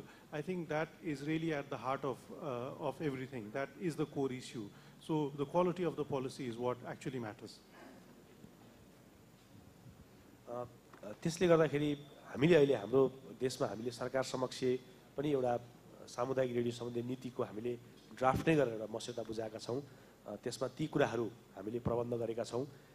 के गर्दाखेरि सामुदायिक radio नीतिले होला, सामुदायिक radio नीति आयो भने सरकारको केही अनुदान पाउने कुरा, केही सब्सिडी पाउने कुरा, सहयोग पाउने कुरा होला हैन, केही लोककल्याणकारी विज्ञापनहरूमा केही सहुलियत पाउला, नवीकरण लाइसेन्स फीमा केही सहुलियत होला, तर त्यो कुराले मात्रै नागरिकमा रहेको सूचनाको हक, नागरिकको त्यो जुन फ्रिक्वेन्सी भनेको नागरिकको स्वामित्व हो, त्यो कुरा चाहिँ सुनिश्चित हुँदैन भन्ने हाम्रो निष्कर्ष रह्यो र यो कुरालाई नै हामीले जोड गरिरहेका छौँ। जस्तो भए पनि एक थान पोलिसी हामी स्वीकार गर्नेवालामा छैनौँ। हामीलाई त्यो एउटा सुनिश्चित गरिएको, ग्यारेन्टी गरिएको नागरिकको अभिव्यक्ति स्वतन्त्रता, नागरिकको सूचनाको हक र नागरिकको जुन विविधता छ, समुदायको जुन विविधता छ, त्यो विविधताको रिफ्लेक्सन भएको सामुदायिक रेडियो चाहिँ हामीलाई चाहिएको। हामीले त्यो सुनिश्चितता सहितको सामुदायिक रेडियो नीति चाहिँ सरकार समक्ष हामीले मागिरहेका छौँ। सायद साउथ एसिया लेभलको, एसिया पेसिफिक लेभलको चाहिँ यसका कम्युनिटी रेडियोका एक्टिभिस्टहरूसँग, यसका अभियन्ताहरूसँग बस्दाखेरि हाम्रो निष्कर्ष चाहिँ त्यो रह्यो। यो कुरा म तपाईहरुको बीचमा पनि, तपाईहरुको निम्ति पनि उपयोगी होला भनेर मैले यो तपाईहरुको बीचमा राख्न खोजेको। At the moment, Akurab has drafted and presented a model policy to the current dispensation of Nepal, the government. And this, of course, this draft policy that we presented to the government has some basic fundamental demands, certain fundamental rights from the government, such as lower fees for licensing, lower fees for renewal, greater access to public funding, access to public service advertisements and announcements and so on. But those things are not really enough. What is actually important is that a policy is required that will actually ensure or guarantee common people's right to freedom of expression, freedom of right to information, freedom of communication, and so on. So what I would like to declare from this forum is that if the government hands out a policy that excludes these issues, then we are not going to accept it. That is something I can tell you very plainly.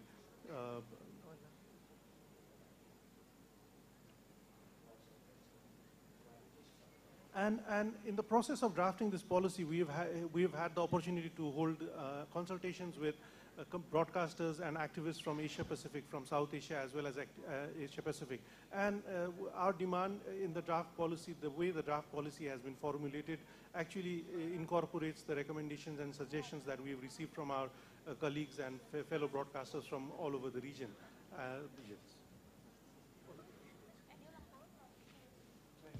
Thank you.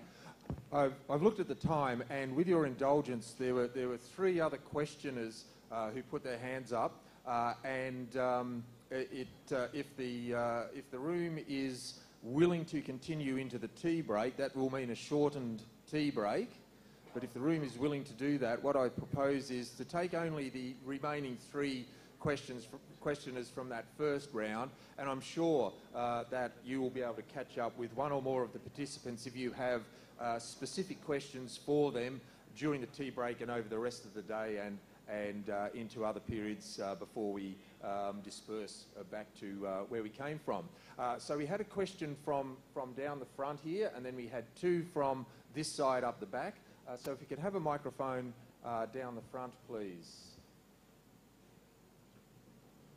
And if you can keep to your questions and not have a long preamble, that would be much appreciated. Thank you. Okay, this is Anna Mint. I am from Bangladesh, and I am the chair for Bangladesh Community Radio Association.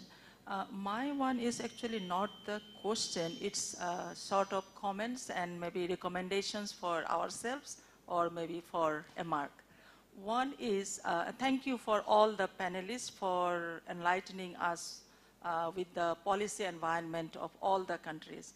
So from the discussion, what has been revealed, the policy environment for all the countries is very, very challenging, including for Bangladesh as well. Though we did not share our policy environment, but it is challenging.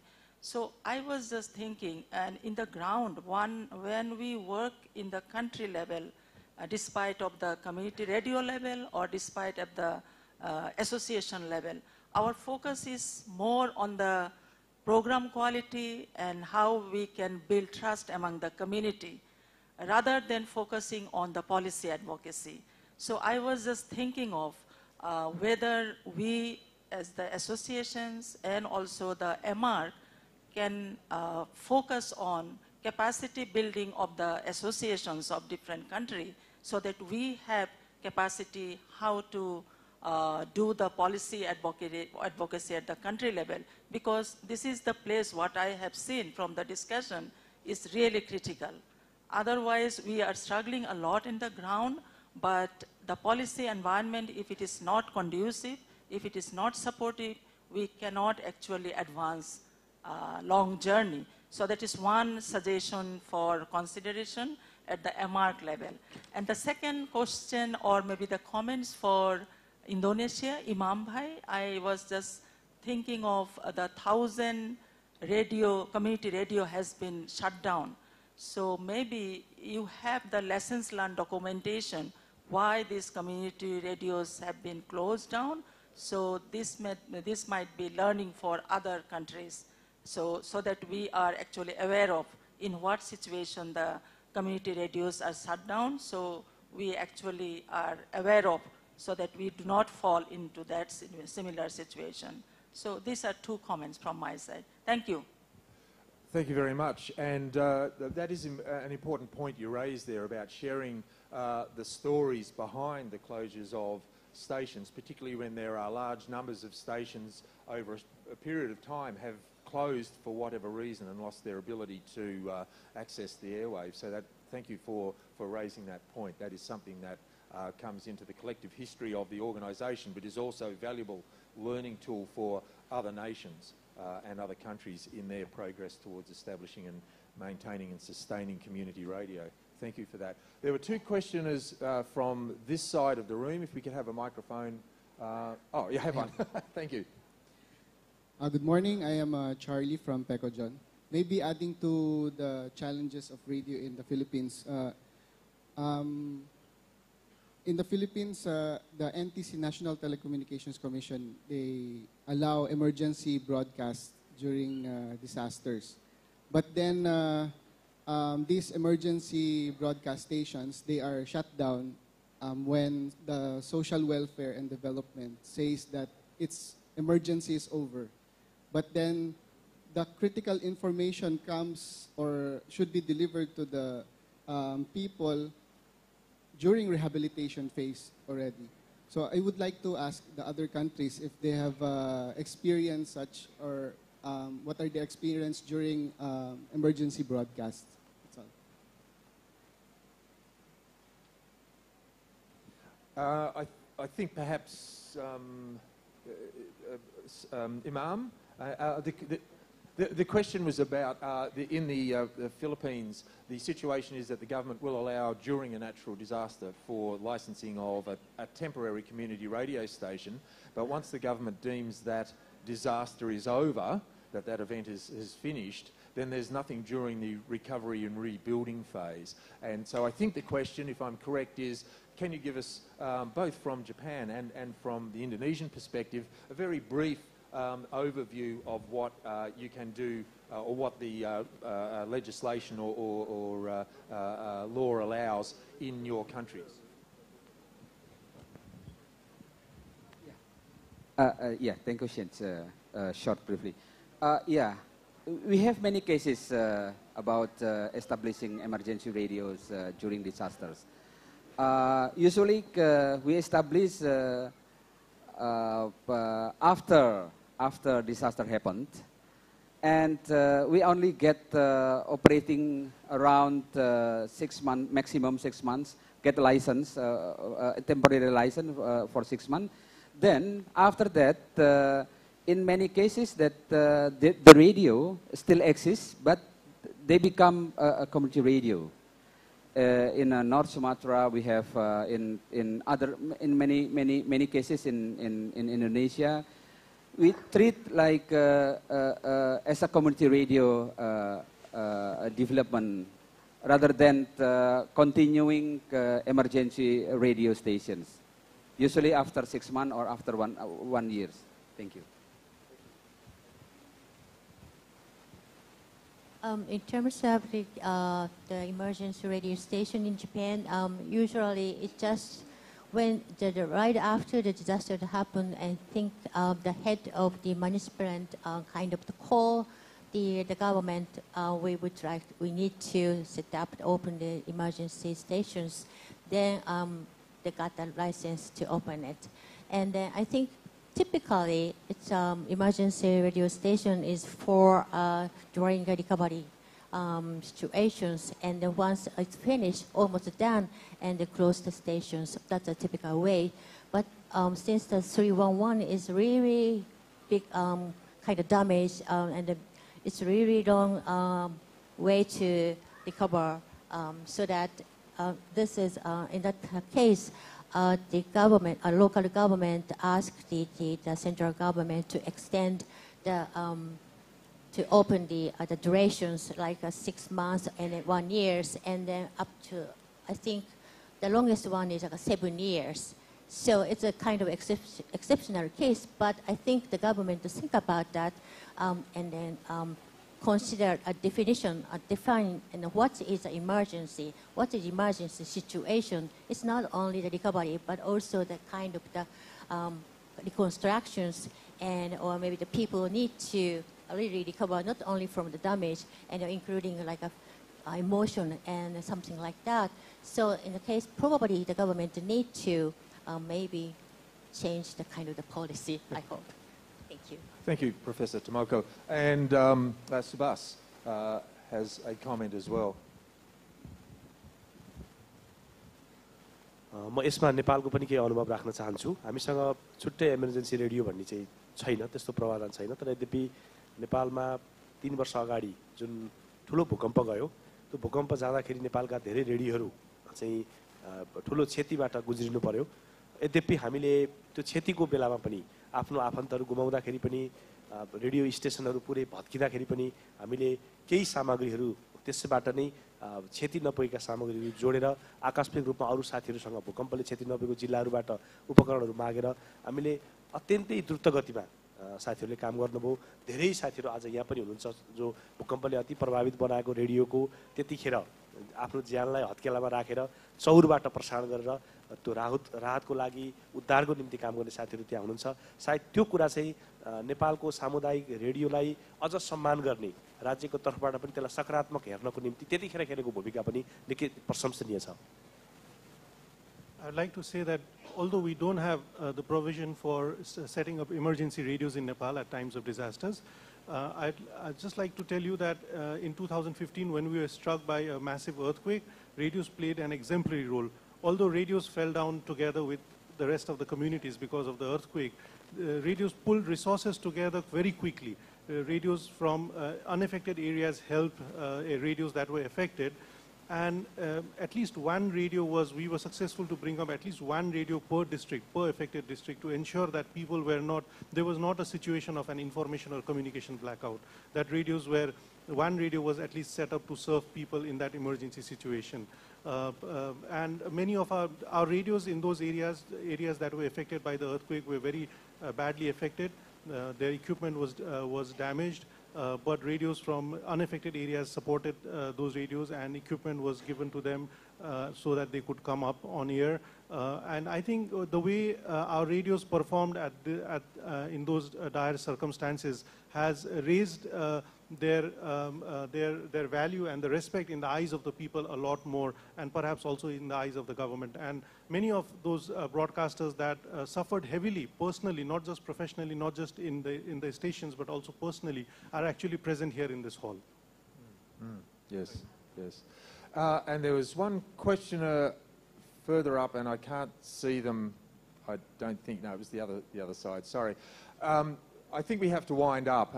Morning tea is being served. I know there are many more questions that people would like to ask, and I do see one persistent hand up the very back. So a very brief question, and if we could keep the response brief so we can close the session and move to morning tea. Thank you.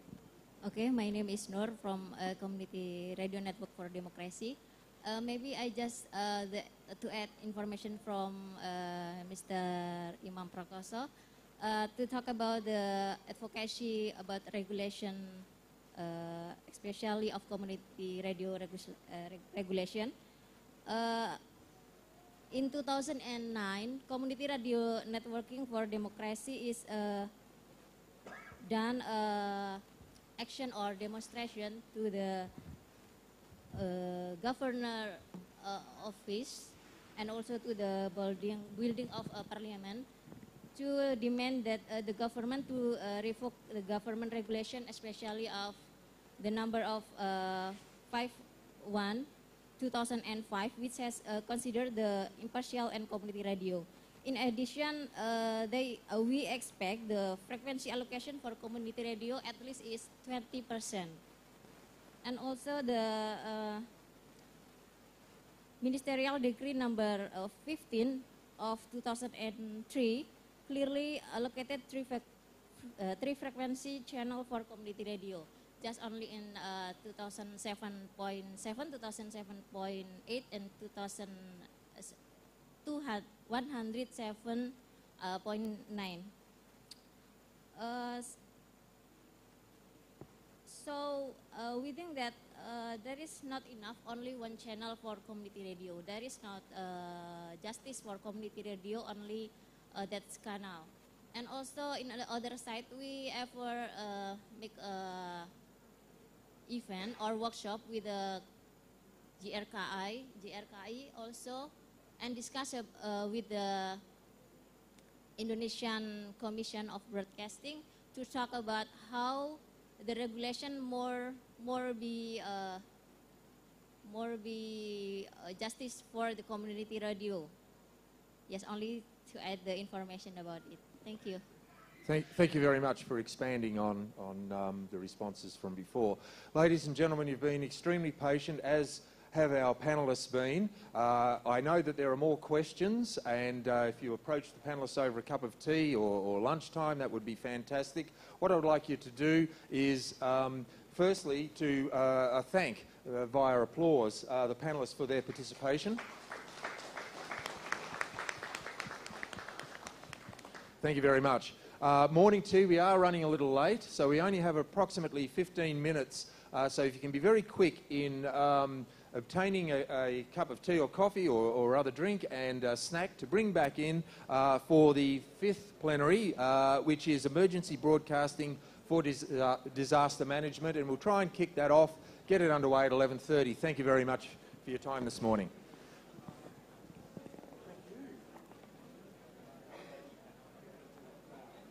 Thank you very much.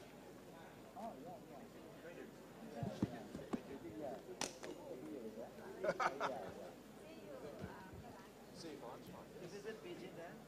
2010? Yes, yes, I visited there, yes. Thank you very much. Thanks, Mark.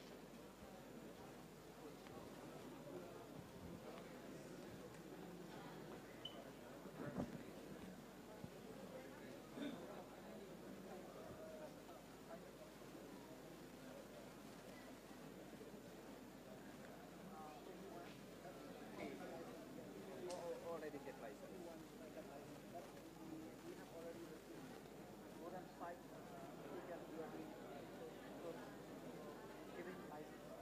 But outside the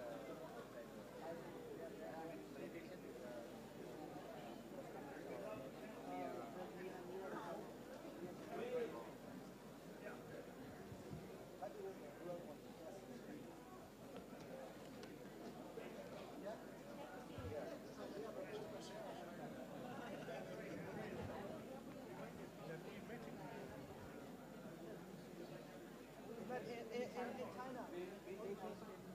But you and I met together in Yangon. yeah. That is yeah. So I work for them. Very well, thank you.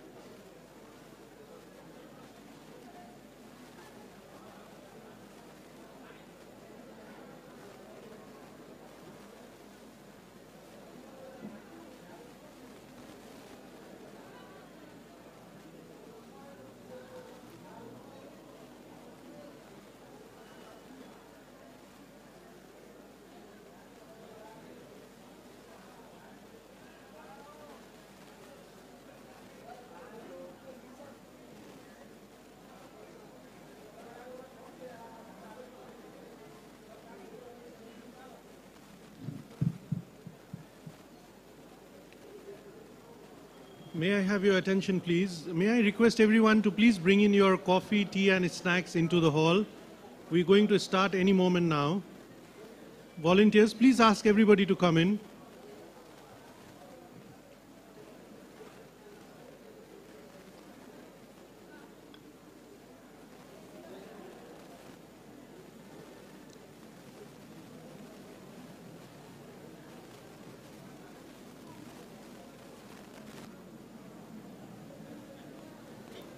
Participants at the back of the hall.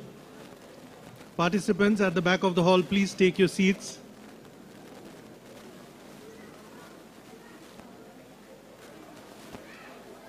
Alvir from Timor-Leste.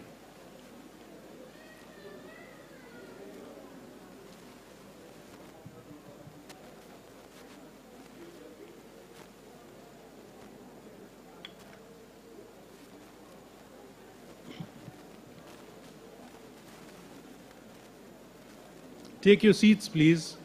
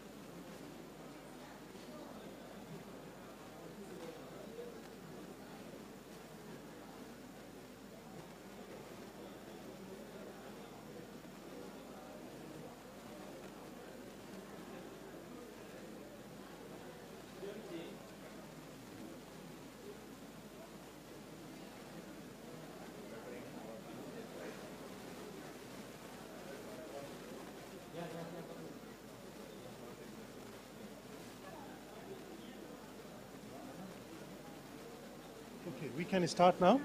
Sorry? Yes, please. There's a very important announcement to be made. There are 2 headsets that are missing, and the numbers are 131 and 269. साथीहरु दुईटा headset हिजो यहाँ फिर्ता गर्न बिर्सिएको रहेछ। एउटाको number 269, एउटाको 131।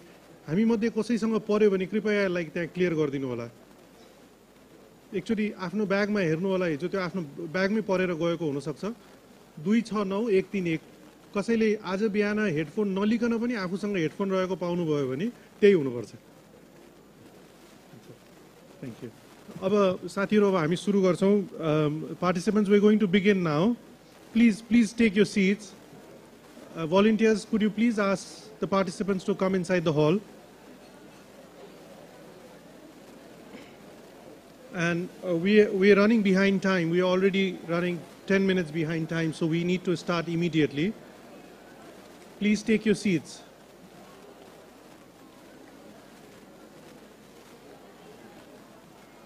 साथीहरु, कृपया आफ्नो ठाउँमा बसिदिनु होला।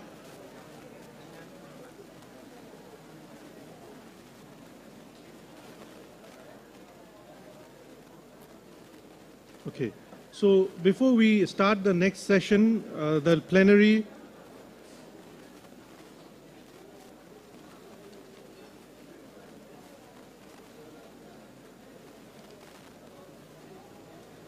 which is a panel discussion on emergency broadcasting for disaster management, there is an important announcement that I would like to request the election officer, Bianca, to please come up to the microphone and make the announcement.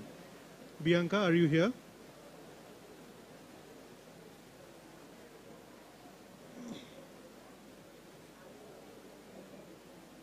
There is Bianca. Thank you, Bianca. Bianca is our election officer that we nominated this morning. A lot of people also, it seems there's a kind of another terminology that's often used by many of our members is returning officer. So Bianca is our election officer, returning officer, and has an announcement to be made. Hello, everybody. Can you hear me? Okay, good. It has been announced before, if you want to submit candidacy for any of the positions on the board, is it the president, deputy, treasurer, or one of the regional, sub-regional vice presidents, or the women's vice president, this has to be made by 1 o'clock today. I will be sitting there, and there is a box where you can put the nominations in. The nominations need to be signed by 2 members, one who is proposing and one who is seconding. So make sure if you have a nomination form to submit that is this being submitted by 2 members who have paid up their membership fees. If you are not sure whether you have paid up your membership fee, you can ask Gopi whether you have still open membership fees to pay. And the person that you're putting forward as a candidate doesn't need to represent the member. Anyone can be elected as long as the person is proposed and seconded by members. Okay, any questions to that? So don't forget, the deadline is 1 o'clock today. Then I hand over to Suman. Thank you.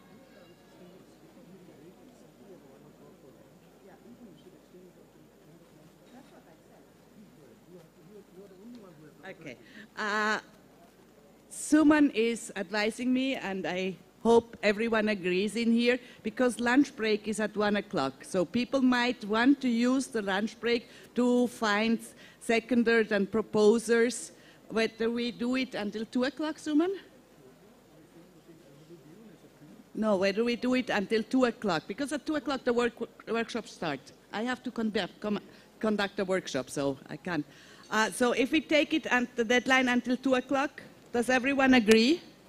Any objections? No objections? Okay, then it's taken. Thank you. So Bianca, it's 2 o'clock, right? The deadline for submitting your forms, election forms, is 2 o'clock, but it has to be really sharp 2 o'clock.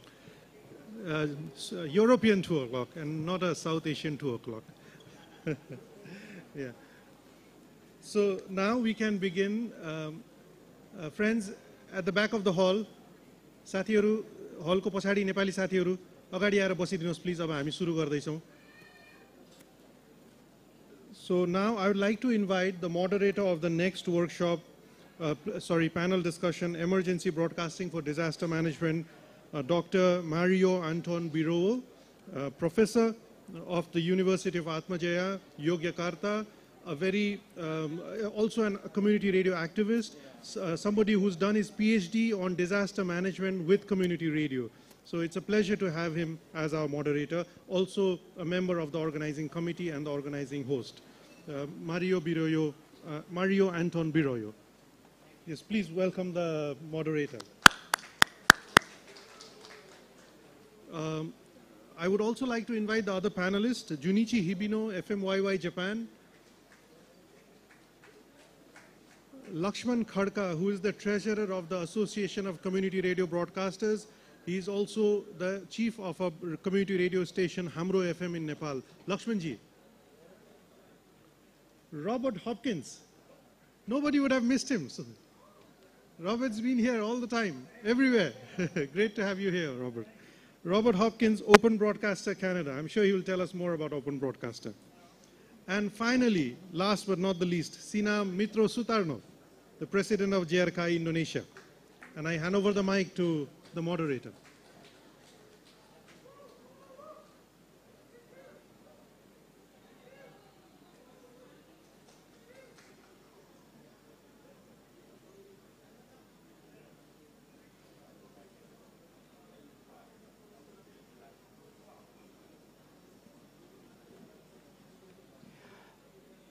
Hello, good morning, everyone. Still good morning.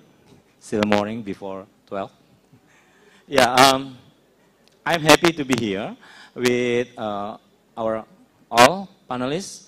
Yeah, I would like to present about our panelists. The first one is Mas Sinam Sutarno from Jaringan Radio Komunitas Indonesia. Okay, and then second one, my left side is Robert Hopkins from Open Broadcaster Canada. Okay, yes. And then Mr. Lakshman Khadka from Hamro FM Nepal. Yeah, from Nepal. And then Junichi Hibino from Japan, from FMYY Japan. Okay. Yeah, this is a good opportunity for us to hear about experiences of community radio in its countries, yeah, especially from Canada, from Indonesia, from Nepal, and from Japan. And then we will discuss with them and with you also how to make community radio still exist in many specific issues, sometimes like disaster response or disaster risk reduction situation. Okay, because we know that, then I think that we agree about this statement about community radio is for local community and for their community also. And then I would like to invite, the first one is Pak Sinam atau Mas Sinam Sutarno to introduce yourself and then about your organization and examples about community radio in Indonesia related to disaster risk reduction. Please. Baik, terima kasih Mas Anton. Saya Sinam dari JRKI. JRKI Jaringan Radio Komunitas Indonesia, salah satu organisasi yang beranggotakan radio komunitas di Indonesia. Kami di 18 provinsi dan ada 457 radio komunitas bergabung bersama JRKI. Ya, saya Sinam dari JRKI, Jaringan Radio Komunitas Indonesia. Kami berdiri tanggal 15 Mei tahun 2002 dalam mengawal Undang-Undang Penyiaran. Kemudian kami ada di 18 provinsi dan 457 radio komunitas bergabung bersama JRKI. Terkait dengan upaya-upaya pengurangan risiko bencana, radio komunitas di Indonesia menjadi pelopor upaya-upaya pengurangan risiko bencana berbasis penyiaran. Lahirnya penyiaran kebencanaan dimulai dari sewaktu tsunami di Aceh, inisiatif masyarakat sipil, ada Combine, ada teman-teman radio komunitas JRKI, teman-teman radio komunitas, kemudian mendirikan radio komunitas di Aceh, dan itu kemudian upaya itu terus berlanjut di beberapa negara. Kenapa memilih concern radio komunitas terhadap upaya pengurangan risiko bencana? Karena memang kebanyakan radio komunitas di Indonesia itu ada di daerah rawan bencana, baik tsunami, gempa bumi, erupsi gunung, longsor, dan banyak. Dan di Indonesia, Mas Anton, undang-undang kebencanaan tidak hanya mengatur tentang natural disaster, tetapi juga mengatur tentang social disaster. Social disaster adalah bencana sosial yang diakibatkan dipicu oleh kasus SARA, isu SARA seperti suku, agama, ras, dan antar golongan. Itu yang dilakukan oleh JRKI. Okay, thank you, Mas Sinam. And then the next one is, can we call Robert? Rob. Radio Rob. Radio Rob. Okay, we can call Radio Rob. Yeah, Rob Hopkins. Please, would you like to share your experience about community radio in Canada, especially for disaster risk reduction? And then we know that you are, I think, very brilliant with software about community radio. Please. Yeah. Thank you. And thank you, everyone, for inviting me to come to the AMARC conference here. A dream of mine to come all the way here. In Canada, our community radio uses emergency broadcasting. The government makes it so that every radio station has to carry the emergency alert system. So one of the benefits in Canada is that there's a single source of emergency information. So all the radio and the TV all monitor a single source of emergency information that's issued by the Government of Canada, including weather alerts. This is based on a standard called CAP, C-A-P, meaning Common Alerting Protocol. CAP is an international standard that's put out by the International Telecommunications Union, so it's used throughout the world. Many countries already use CAP, including Indonesia, Philippines, United States, Canada, Australia, New Zealand. I've been to many conferences about CAP, so this is a standard that's being used already. What's really important about emergency alerting is that the alerts are localized, meaning that if there's an alert for a province or a town, that the alert goes to that town. And that's one of the things that the CAP systems do. And another challenge that they have with emergency alerting is every place has different names, different pronunciation of names, so it's very important that you get the right terminology. Some of the things which are broadcast for emergency alerts in Canada would be tsunami alerts. In the summertime, they have many forest fires and evacuation orders to tell people to leave the towns in case there's fires, including sometimes they issue alerts for aggressive wild animals. Sometimes we have big bears that come around neighborhoods and they want to warn people and say that a bear is eating children and to look out. So very, very many different messages that come out. Community radio has a vital role to play in emergency alerting, not just in Canada, but anywhere around the world, because the biggest thing is trust. And when people listen to emergency alerts, they want to trust that it's a real emergency alert. Nowadays we have so much fake news, and this is what community radio stands out above many other mediums, including the commercial radio and TV. And so there's lots of different aspects about the trust issue about emergency alerts. Okay, thank you. And then the next turn is about the experience of Nepal. So, Mr. Laxman Katka, please. Namaste and good morning, everyone. I'm from Nepal, and I'm representing from the Hamro FM, Nepal, and I'm also treasurer of the Akurab Nepal too. So I want to request help for translate Mr. Suman.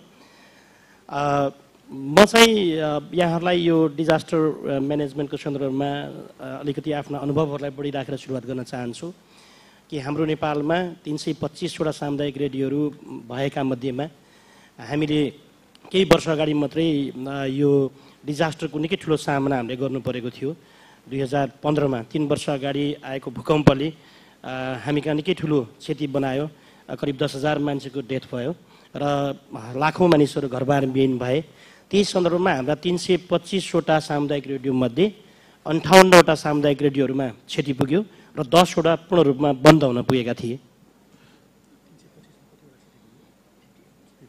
Good morning. My name is Lakshman Khadka. I am from Hamro FM in Nepal. I am also the treasurer of Akurab.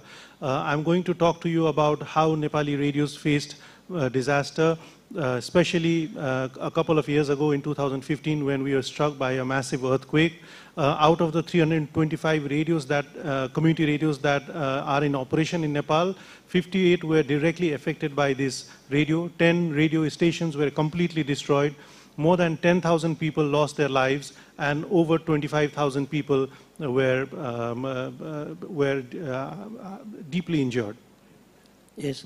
So त्यो टाइममा चाहिँ अब हामीहरूलाई community रेडियोले broadcasting गर्ने कुरा र हामीले रेस्क्युको कुरामा सँगसँगै अरु रिस्की कुराहरुमा कसरी हामीले चाहिँ उहाँहरूलाई रेस्क्यु गर्ने भन्ने कुरामा र हामीले के ब्रोडकास्ट गर्ने भन्ने कुरामा पनि अन्यलता थियो र यो 58 वटा रेडियोमा चाहिँ क्षति जुन भएको थियो त्यो मध्येमा कम्प्लिटली क्षति भएको मेरो पनि रेडियो थियो र हामी आफै घरबार विहीन भएका थियौं र हामीहरुलाई न बस्ने ठाउँ थियो न हाम्रो रेडियो स्टेसन थियो र हामीहरुले त्यो बेलामा हामीले बचेका उपकरणहरु चौरमा निकालेर हामीले लाइभ गरेका थियौं र रेस्क्युको काम गरेका थियौं।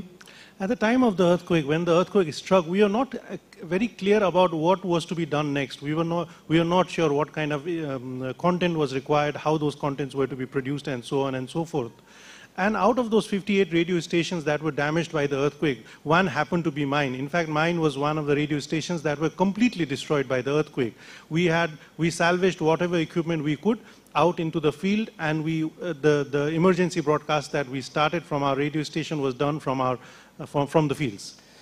Any time अब हाम्रो रेडियो कर्मी साथीहरुलाई पनि बस्ने ठाउँ थिएन र हामीले रेडियोको उपकरणहरु पनि राख्नको लागि एउटा टेन्ट पनि थिएन जुन बेलामा हामीले एउटा त्रिपालको सहारामा र एउटा काठहरु ठडियाएर चाहिँ हामीले लाइभ सुरुवात गर्यौं जुन बेलामा बत्ती थिएन र कम्युनिकेसनको लागि ल्यान्डलाइन फोनहरु थिएन एपिसेन्टर मेरै जिल्लामा थियो र हामीलाई यति ठूलो च्यालेन्ज थियो कि कहाँ के भइरहेको छ भन्ने कुरा हामीलाई मात्रै नभए सेक्युरिटी फोर्सलाई पनि जानकारी थिएन र मान्छेहरु धेरै भन्दा धेरै ऑडियन्सहरुलाई चाहिँ रेडियोको मोबाइल नम्बर हामीले दिएर त्यसलाई ह्यान्ड्स फ्री गराएर माइक्रोफोनमा राखेर चाहिँ हामीले लाइभ लिएका थियौं र जुन ठाउँमा चाहिँ घाइतेहरु हुनुहुन्थ्यो जुन ठाउँमा चाहिँ हामीले रेस्क्यु गर्नुपर्ने थियो आर्मीसँग कोर्डिनेट गरेर हेलिकप्टर चाहिँ हामी त्यहाँ पठाउँथ्यौं कि तपाई एउटा झण्डा उठाउनुस् वा आगो बालेर धुवा निकाल्नुस् त्यहाँ तपाईको हेलिकप्टर आउँछ त्यसपछि सेक्युरिटी फोर्स सिडिओ र हामीहरुको बीचमा डाइरेक्टली कनेक्ट हुन्थ्यो र हामीले धेरै मान्छेहरुको चाहिँ रेस्क्यु गर्यौं।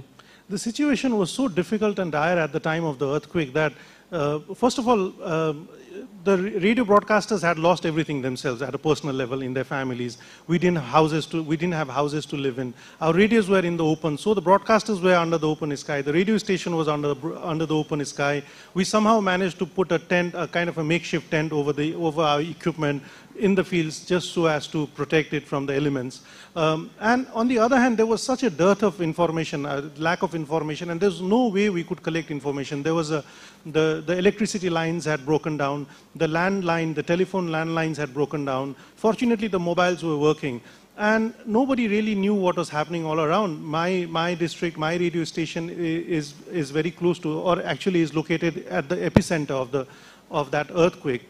and nobody really knew what was going on, not even the district authorities, the military personnel, or the chief district officer, which is the administrative head of the district. They knew nothing about it. So the first thing we did was, fortunately, since the mobile phones were working, we started calling people on their mobiles, just trying to find out where they were located, where most people were stranded, where people were really suffering the most, and at the same time also coordinating with the military personnel to try and get rescue helicopters to those remote areas. We would ask people to wave flags or clothes or burn fire so that the helicopter pilot could locate the smoke and land in those places. So in that sense, in that way, we helped in the initial rescue process after the earthquake. Yeah, thank you, Mr. Katka. And then actually we will elaborate further about the situation of community radio, how they can cope about their bad situation. But before we elaborate that situation, please, Mr. Junichi Hibino, you can speak in Indonesian language or English. Okay, that's it. Your time, please. Selamat siang. Nama saya Junichi Hibino. Awalnya saya senang sekali karena panelisnya semuanya orang radio komunitas yang asli. Semuanya bicara bahasa ibu. Sinan bicara bahasa Indonesia. Robert bicara bahasa Inggris. Laksman bicara bahasa Nepal. Jadi hari ini saya tidak pakai bahasa Inggris, tidak pakai bahasa Jepang, bukan bahasa Indonesia. Saya bicara bahasa Jepang. Ya. Dia translator yang bagus. Ini radio komunitas. Yeah, please introduce yourself and example of community radio. Okay, please.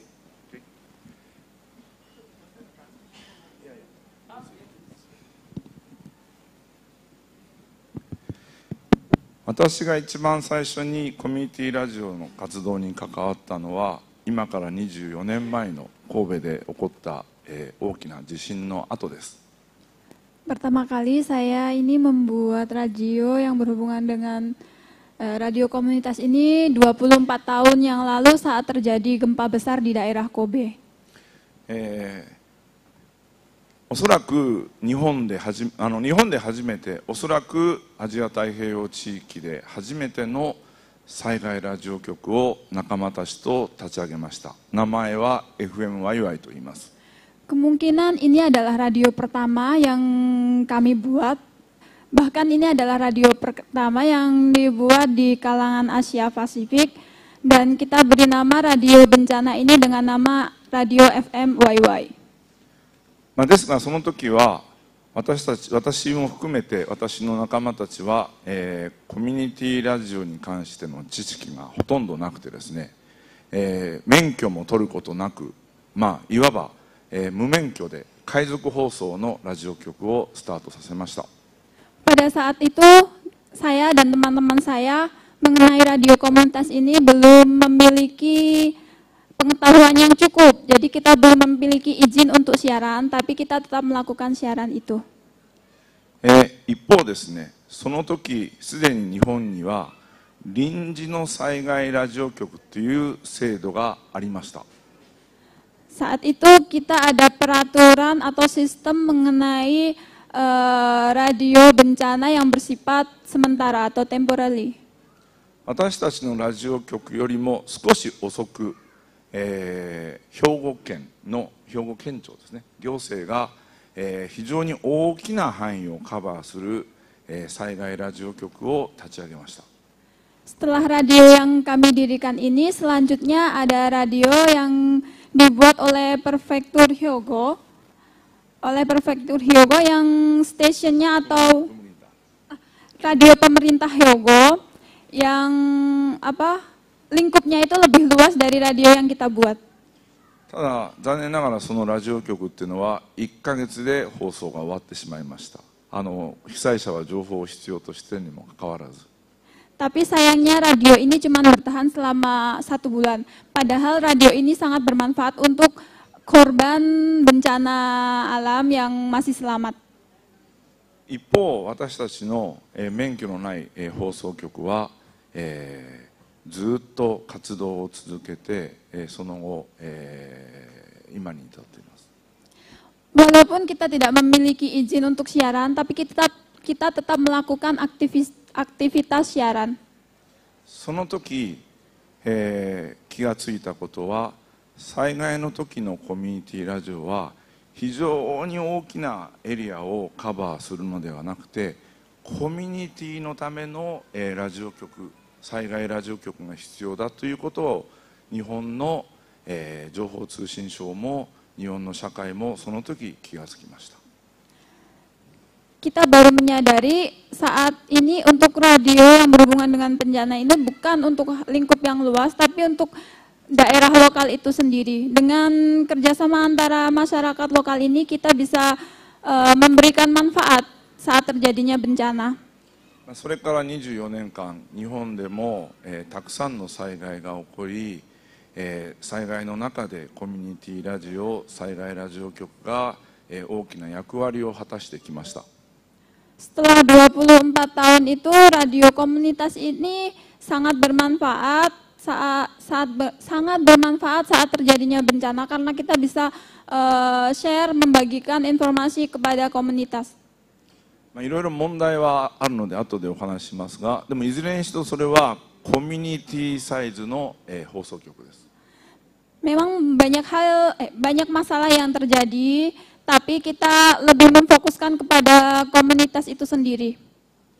そして今はですね、この8年ぐらい前から、インドネシアのシナムさん、アントンさんたちと一緒に日本とインドネシアの災害と、コミュニティラジオの経験を、共有する活動をこのインドネシアでも行っています。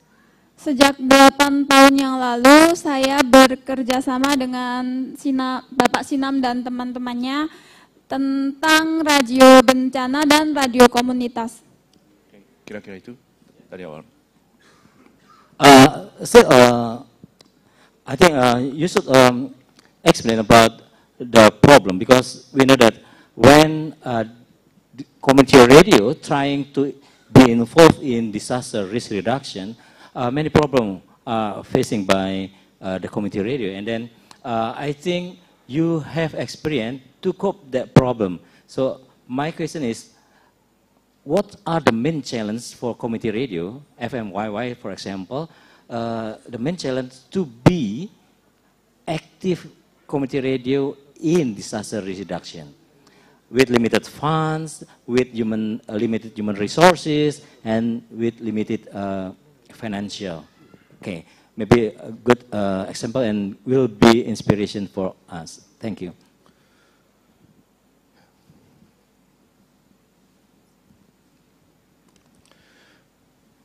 コミュニティラジオ、または災害ラジオを、構成する要素はいくつかありますけれども、まずは、それを支える制度です。 Komponen penting untuk radio bencana dan radio komunitas terdiri dari beberapa komponen penting, yaitu それから、制度っていうのは制度です。放送免許。 yang pertama adalah izin penyiaran. それから、機材です。放送機材。 Yang kedua adalah alat penyiaran. それから運営する資金。 Yang ketiga adalah izin penyiaran. ですが、izin pengoperasian penyiaran. 最も大切なのは、人の資源、human resource。 Yang paling penting adalah human resource. human resource というのは、要はそのコミュニティラジオ局がコミュニティから信頼されている存在になっているのかどうなのかというのが、災害時の放送の時に試されるというふうに私は考えています。 Untuk human resource sendiri itu adalah hubungan antara radio komunitas dan komunitas itu sendiri. Jadi waktu terjadi bencana atau waktu saat diperlukan, kepercayaan dari masyarakat itu mempengaruhi kinerja dari radio komunitas. Jadi itu menjadi tantangan tersendiri untuk radio komunitas agar mendapat kepercayaan dari masyarakat.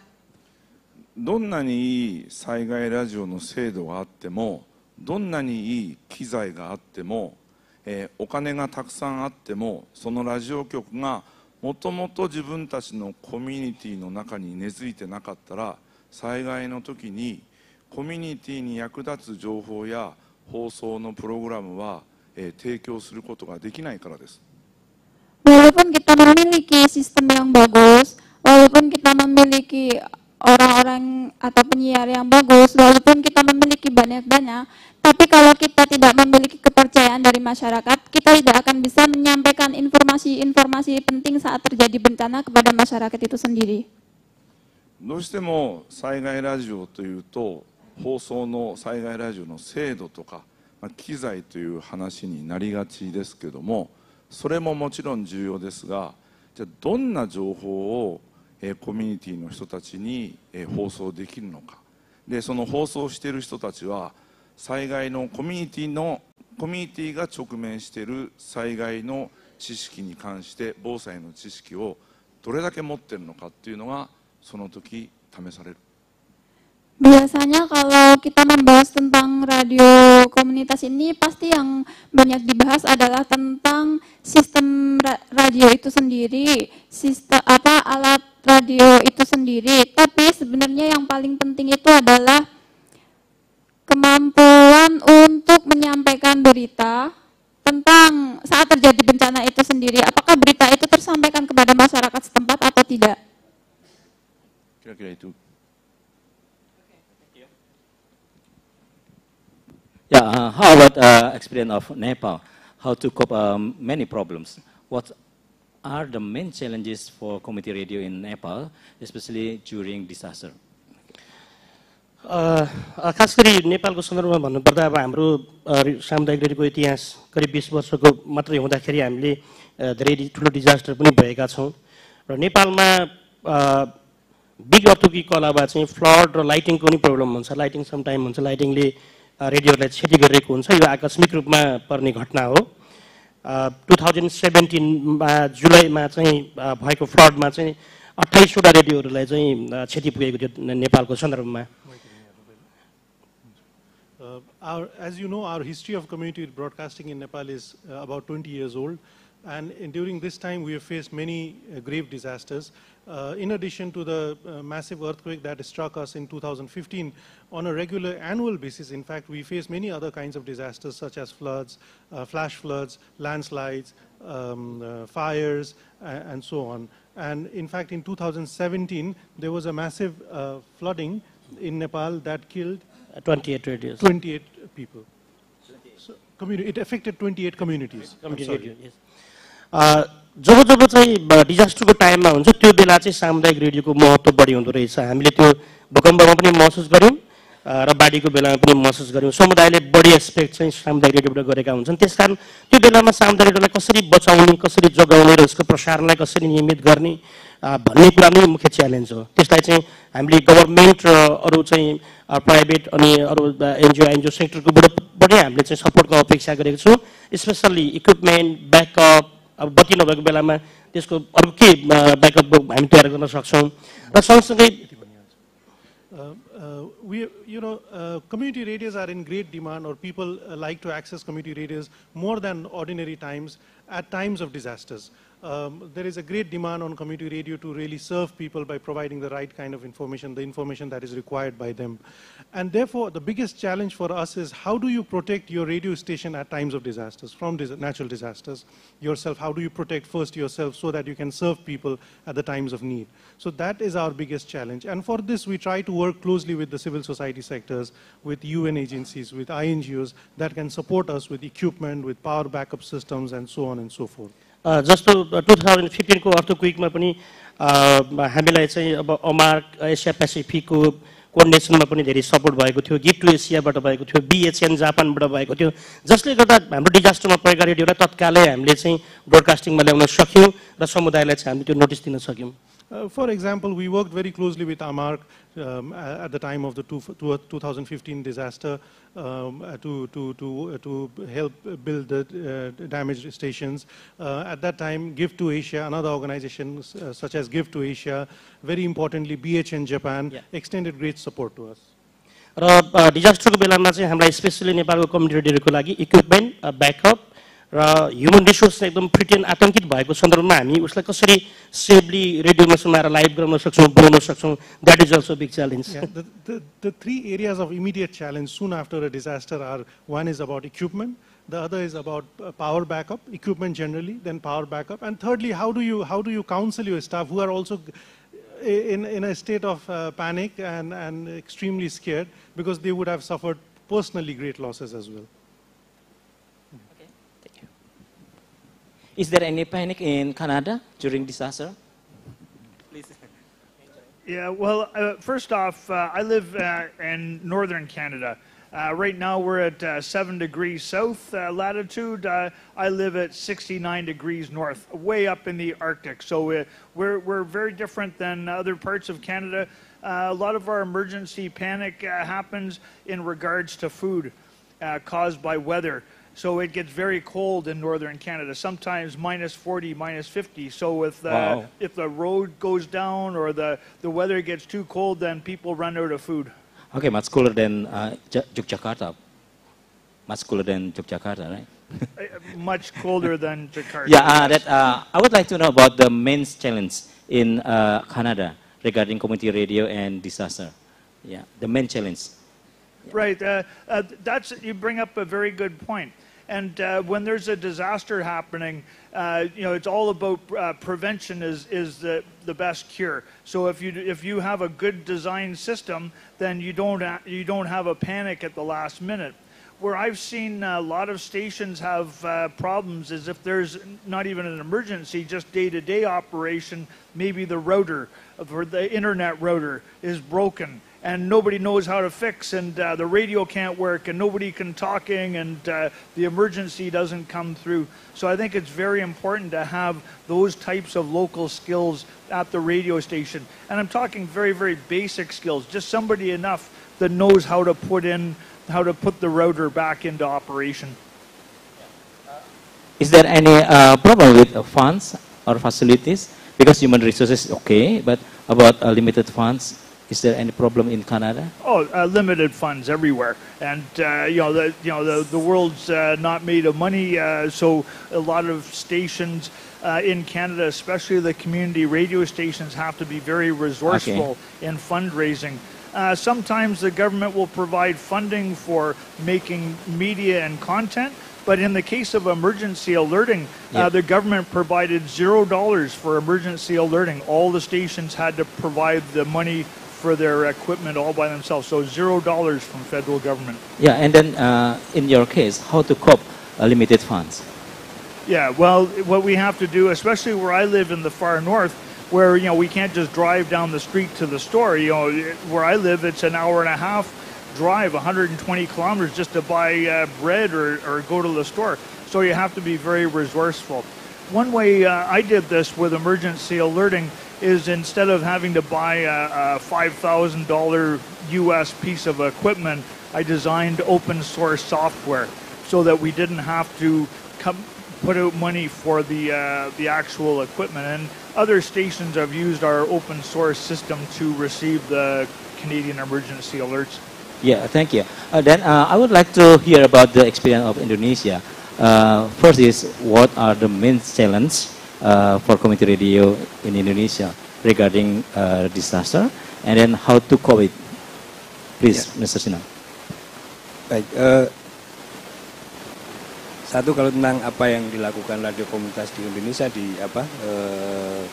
dalam kebencanaan misalnya, pertama mereka akan fokus radio komunitas itu bergerak pada masa-masa prabencana. Jadi masa-masa normal seperti ini, misalnya kalau di Merapi, update status Merapi, bagaimana status dari gunung, normal, siaga, waspada. Mereka akan mengupdate perkembangan itu dan kemudian tindakan yang dilakukan apa. Bahkan kemudian ketika nanti Merapi meletus, lalu kemudian tindakan yang harus dilakukan apa. ini yang kalau berbicara tentang tantangan radio komunitas, saya kira tadi sempat disebut persoalan keuangan misalnya. Bagaimana dengan keterbatasan keuangan? Nyawa dari radio komunitas itu adalah voluntarisme. Jika voluntarisme dicabut dari radio komunitas, maka dia tinggal radio, bukan radio komunitas lagi. Itu maka tantangannya bagaimana memaintain, mengelola voluntarisme itu agar tetap tumbuh. Dimanapun tempatnya, sebenarnya bibit-bibit voluntarisme itu ada. Prakteknya misalnya, pengalaman kami, teman-teman pengelola radio komunitas di Indonesia tidak ada yang dibayar. Dan mereka masih bertahan dengan kondisi saat ini misalnya. Kendati regulasi masih seperti itu, tapi masih bisa bertahan. Dalam konteks kebencanaan antara radio komunitas, yang paling akhir di Lombok misalnya, semoga ada di sini, volunteer kami, namanya Mas Sulis dari radio komunitas Wiladeg Yogyakarta, mereka dia ke Lombok selama 2 bulan, dan kemudian tidak ada yang bayar, dan dia tidur di tenda misalnya, kemudian, dan itu dilakukan. Dan itu tidak hanya Mas Sulis, banyak aktivis radio komunitas ketika ada bencana datang, mereka akan membantu ke daerah yang lain. Jadi voluntarisme ketika bahkan menghadirkan uang sebenarnya juga bukan, belum tentu menjadi satu jawaban atas eksistensi radio komunitas dalam konteks kebencanaan. Jadi yang paling penting sebenarnya di depan itu adalah ada tulisan radio komunitas 90% adalah community dan 10% adalah radio. Ini benar. Jadi kalau kemudian komunitasnya kuat, mereka voluntarismenya kuat, maka kemudian dia akan tetap bertahan. Tantangan yang berikutnya adalah persoalan regulasi. Berbicara radio darurat, di Indonesia berbicara Aceh, gempa Jogja, gempa Padang, longsor tsunami Pangandaran, longsor Banjarnegara, dan banyak tempat itu, kita mendirikan radio darurat, tapi tidak ada regulasinya. Regulasi di Indonesia, Undang-Undang Telekomunikasi mengatakan barang siapa menggunakan frekuensi tanpa izin, pidana, kriminal. Tapi kemudian keyakinan yang ada di kami, benar menurut aturan, belum tentu baik menurut kebutuhan. Karena aturan selalu dibuat untuk menjawab masalah. Tidak bisa memproyeksikan kebutuhan-kebutuhan di masa mendatang. Maka kemudian penting bagi kita untuk melihat perubahan-perubahan masyarakat, perubahan-perubahan teknologi di masa mendatang, sehingga aturan itu mampu menjawab kebutuhan di masa mendatang. Akhirnya memang butuh kenekatan-kenekatan misalnya. Ya masa bodoh dengan aturan, ya, karena kemudian kita butuh, aturan nggak ada, lakukan saja.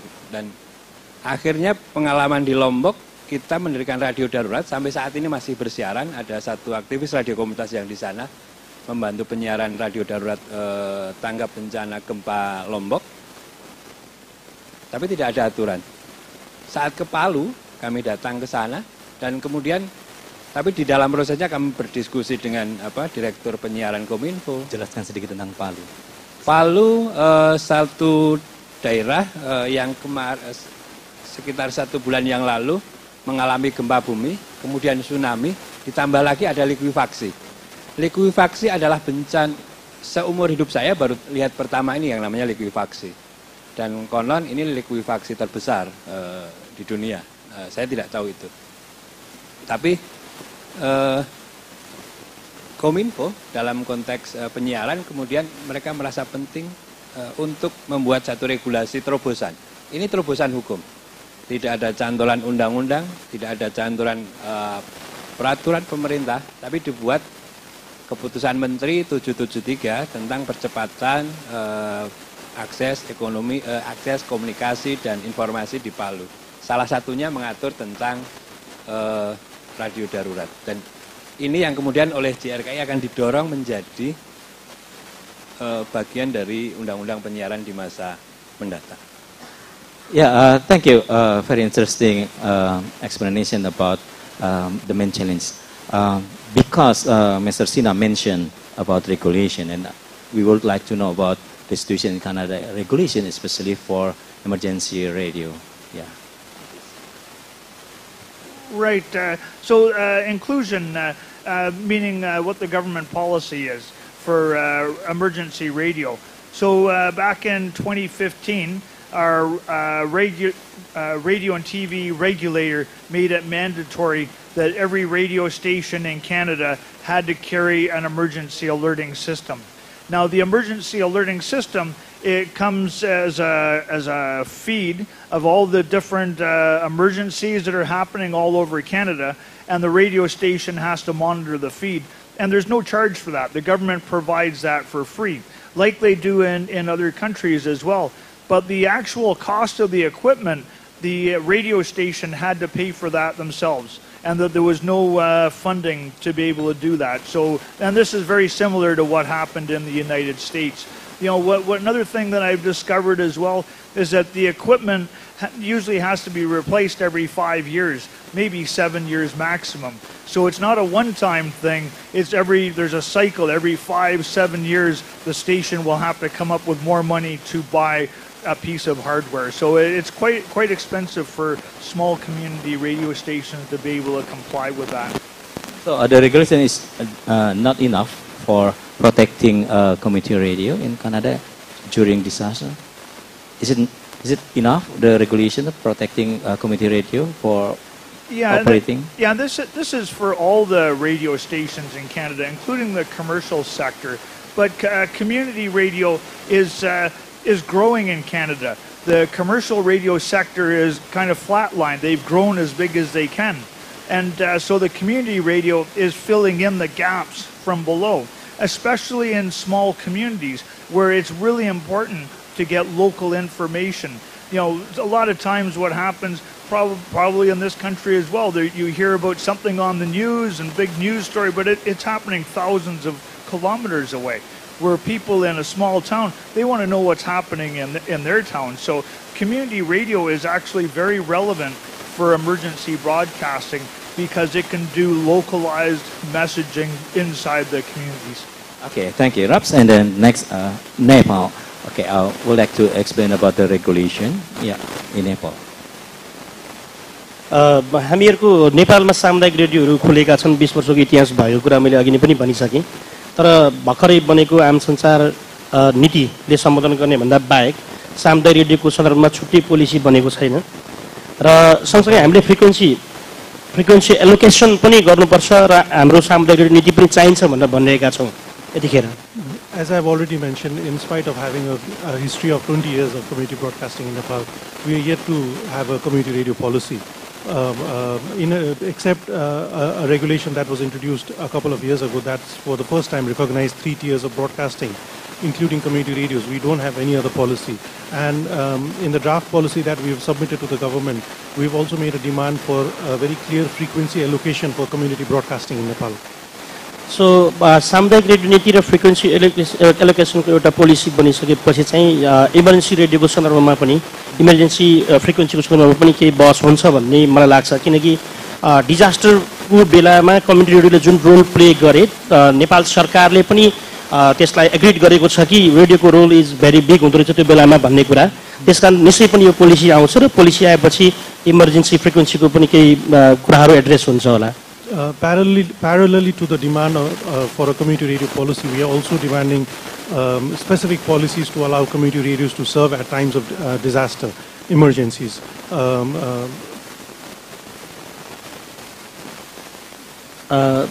जुन डिजास्टरको बेलामा सामुदायिक रेडियोको role थियो त्यसबाट चाहिँ यसलाई व्यवस्थापन गर्नुपर्ने कुरा र इमर्जेन्सी उसको कुरामा पनि चाहिँ सरकारको ध्यान आकर्षण चाहिँ हुन्छ जस्तो मेरो अपेक्षा छ. I think whatever role community radios have been able to play at times of emergencies in Nepal has been entirely out of their own initiative and not through any government policy or regulatory facilitation.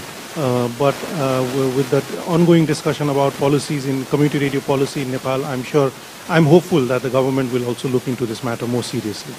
तर big earthquake पछाडि चाहिँ नेपालका सामुदायिक रेडियोहरू आफैले contribution गरिरहेका छन् जस्तो अहिले सामुदायिक रेडियोले आफैले रेडियो प्रोग्राम प्रोडक्सन गर्छन् यो पोस्ट डिजास्टरलाई कसरी कमी गर्ने विषयमा पिएससीहरू प्रोडक्सन गरेर बजाइरहेका छन् सामान्य डिजास्टरका घटनाहरूलाई पनि सचेत गराउनका लागि अवेरनेसका काम गरेका छन्. सरकारको सहभागिता र सहयोग नभए पनि कम्युनिटी रेडियोले त्यो रोल चाहिँ गरिरहेका छन्. What is exemplary in Nepal is that in spite of despite the absence of policy of any kind to facilitate the growth of community radios themselves in their own self-initiation have played a very important role in preparing communities ahead of disasters. Community radios have played a very important role at times of disasters, and they continue to play roles in the post-disaster situation also for rebuilding and reconstruction. Thank you. Yeah, please, Japan. Yeah, about regulation.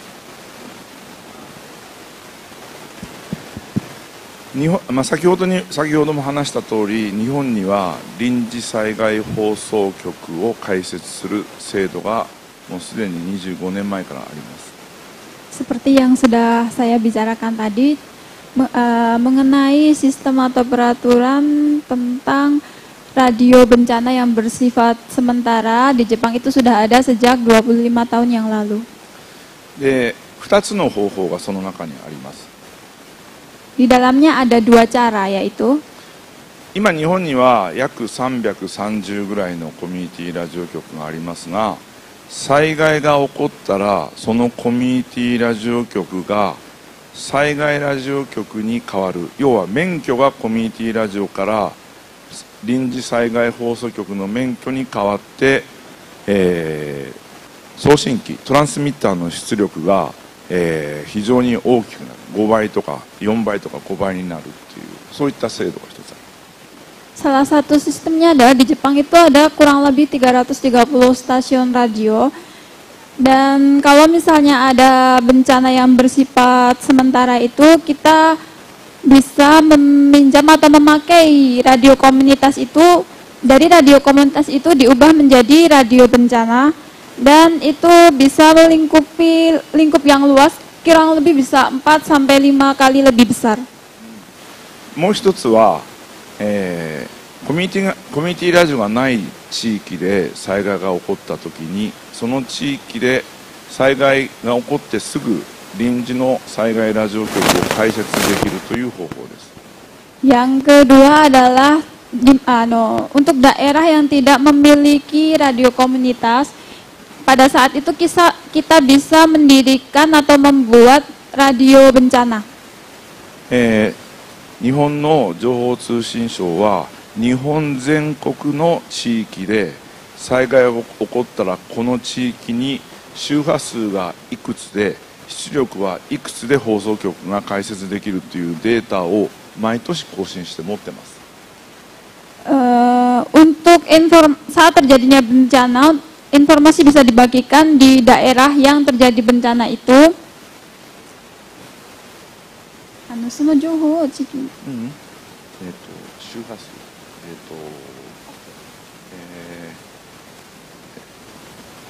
英語で言おうかな。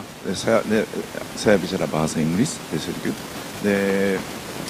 If disaster occur, if big disaster occur, the Ministry of Telecommunication, so they give the emergency radio license immediately because in every year the Ministry of the Telecommunication assessed all the geographic conditions in Japan. For all the city, all the villages, what is the frequency, what is the power of the transmitter, they understand. But so they immediately issue the license to the area which want to establish the license. でも問題があります。Tapi ada masalah yang terjadi. 臨時災害放送局の免許を得られるのはこの地域の自治体のヘッドコントロールはこれだけ。Untuk mendapatkan izin penyiaran kita bisa mendapatkan dari pemerintah daerah, ketua dari pemerintah daerah itu sendiri. Kalau misalnya di kota ya Bapak Wali Kota itu sendiri. 例えば私が FM ワイワイというラジオ局をやってますと。で、私の地域で大きな災害が起こった。で、情報通信省に災害ラジオ局にしたいと言っても、私のラジオ局には免許は来ない。Misalnya dari radio FM YY yang saya kelola, di daerah itu misalnya terjadi bencana, kita tidak bisa mendapatkan izin dari pemerintah pusat, makanya kita bisa mendapatkan izin dari pemerintah daerah. いや、で、実際は私たちの放送局が、災害放送局になるとしても、例えば私たちは神戸市にあります。神戸市長がその免許を情報通信省に、くれと。免許を交付してっていう電話をして免許が交付される。Kita misalnya radio yang saya kelola yaitu FM YY, saat terjadi bencana menjadi radio bencana, kita meminta izin kepada Bapak Wali Kota, dari Bapak Wali Kota itu akan memintakan izin kepada Kementerian Informatika. はい、ただ実際は行政の人たちが災害放送をすることは難しいので、コミュニティの人たち、コミュニティラジオの人たちが放送をしているんですけども、ただ誰がそのラジオを所有しているのかっていうところで大きな問題が起きることがあります。Sebenarnya sangat susah kalau misalnya kita menyerahkan semuanya kepada pemerintah untuk melakukan penyiaran. Jadi radio komunitas itu mengambil alih untuk melakukan penyiaran tersebut. 行政はたまに自分たちに好ましい情報を放送したくない、市民に伝えたくないという時がよくあります。Kadang pemerintah itu punya kondisi pribadi yang tidak mau disampaikan kepada masyarakat. 免許が例えば FMYY にあれば、でそういった好ましくない情報も放送することができます。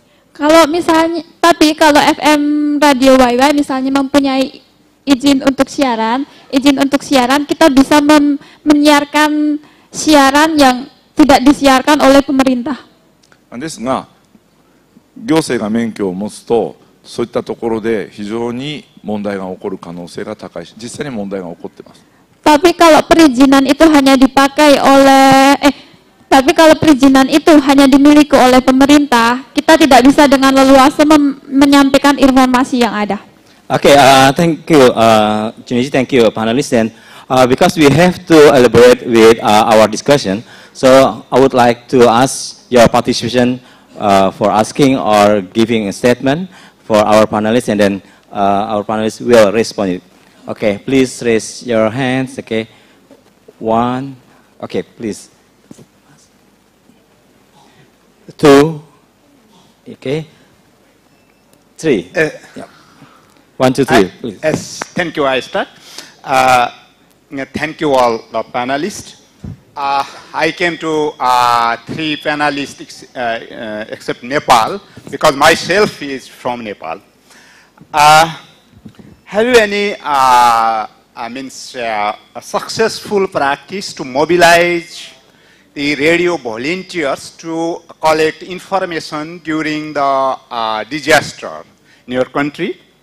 And what and how do preparedness and community radios for disaster? Thank you. For all panelists or for all panelists or okay, please. Except Nepal. Okay. Is it okay? Baik, terima kasih. Jadi kalau di Indonesia dalam pertama tadi, kalau bagaimana kemudian memperkuat posisi radio komunitas dalam pengurangan risiko bencana, kemudian membangun relasi yang baik di setiap level. Bukan hanya berbicara pada level penyiarannya saja, tapi kemudian pada ruang-ruang pengurangan risiko bencana. Misalnya di Merapi, misalnya teman-teman radio komunitas juga bergabung dengan forum pengurangan risiko bencana yang ada di daerahnya. Kemudian mendorong radio komunitas itu masuk dalam rencana kontingensi plan di setiap potensi-potensi bencana yang ada di sana. Misalnya erupsi Merapi, maka kemudian radio komunitas menjadi bagian dari klaster informasi dan komunikasi. Nah, dengan masuknya radio komunitas dalam berbagai regulasi itu, maka kemudian juga memungkinkan ada dukungan pendanaan. Kami membayangkan ke depan, ini belum sukses, ini masih harapan kami ke depan, di setiap daerah paling tidak itu punya stok radio receiver yang bisa dibagikan kepada penyintas ketika bencana datang misalnya. Kami set up radio darurat, maka kemudian ada radio receiver yang dibagikan kepada penyintas. Di Lombok kami baru bagikan sekitar 100, tapi rencana akan membagikan 800 radio komunitas untuk radio receiver untuk warga. Karena kemudian, toh kalau kita membangun radio, tapi kemudian tidak ada radio receiver, nggak ada yang mendengarkan, untuk apa radio itu? Betul. Nah ini yang penting. Nah ke depan memang regulasi ini perlu diperkuat, tapi kemudian yang jauh lebih penting, relasi antar komunitas itu diperkuat. Jadi kami datang ke Lombok, kemudian teman-teman dari berbagai daerah kemudian juga membantu kami. Ada yang membelikan tiket, ada yang kemudian memberikan pulsa, ada yang memberikan sedikit uang untuk bertahan hidup selama di lokasi bencana. Jadi sebenarnya selain regulasi dan dukungan dari pemerintah, yang paling penting adalah ikatan-ikatan antar komunitas kita di dalam komunitas maupun antar radio komunitas. Thank you, Masina. Please, Rob.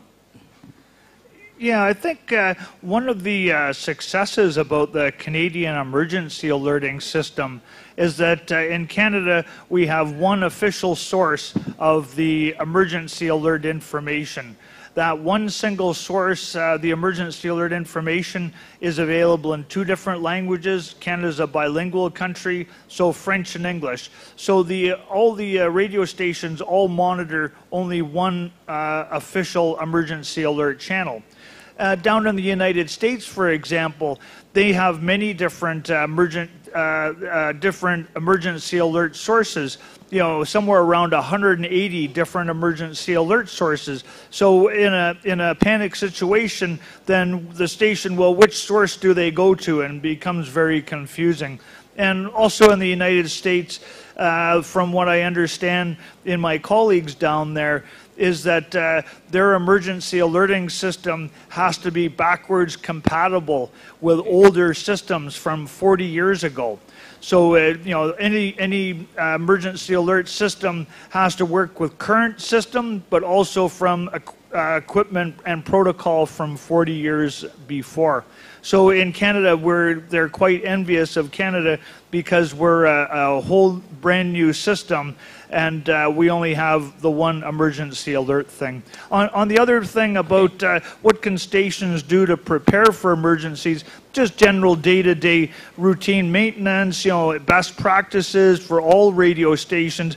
But in one of the workshops we did earlier, what should be done is the community should have an official emergency plan. It shouldn't be the community radio which is providing the emergency planning for a community. We should be assisting in those communities when there's an emergency situation happening. Thank you very much. Yeah, Junichi, please.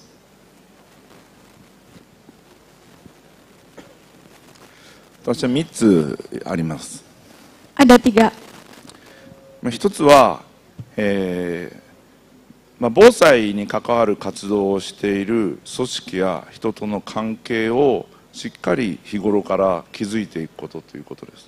Yang pertama adalah menjalin hubungan antara organisasi dan aktivis penanggulan bencana. Tidak hanya saat bencana itu terjadi, tapi udah dari hari ke hari. Dari hari-hari menjalin hubungan baik antara organisasi dan aktivis-aktivis penanggulangan bencana.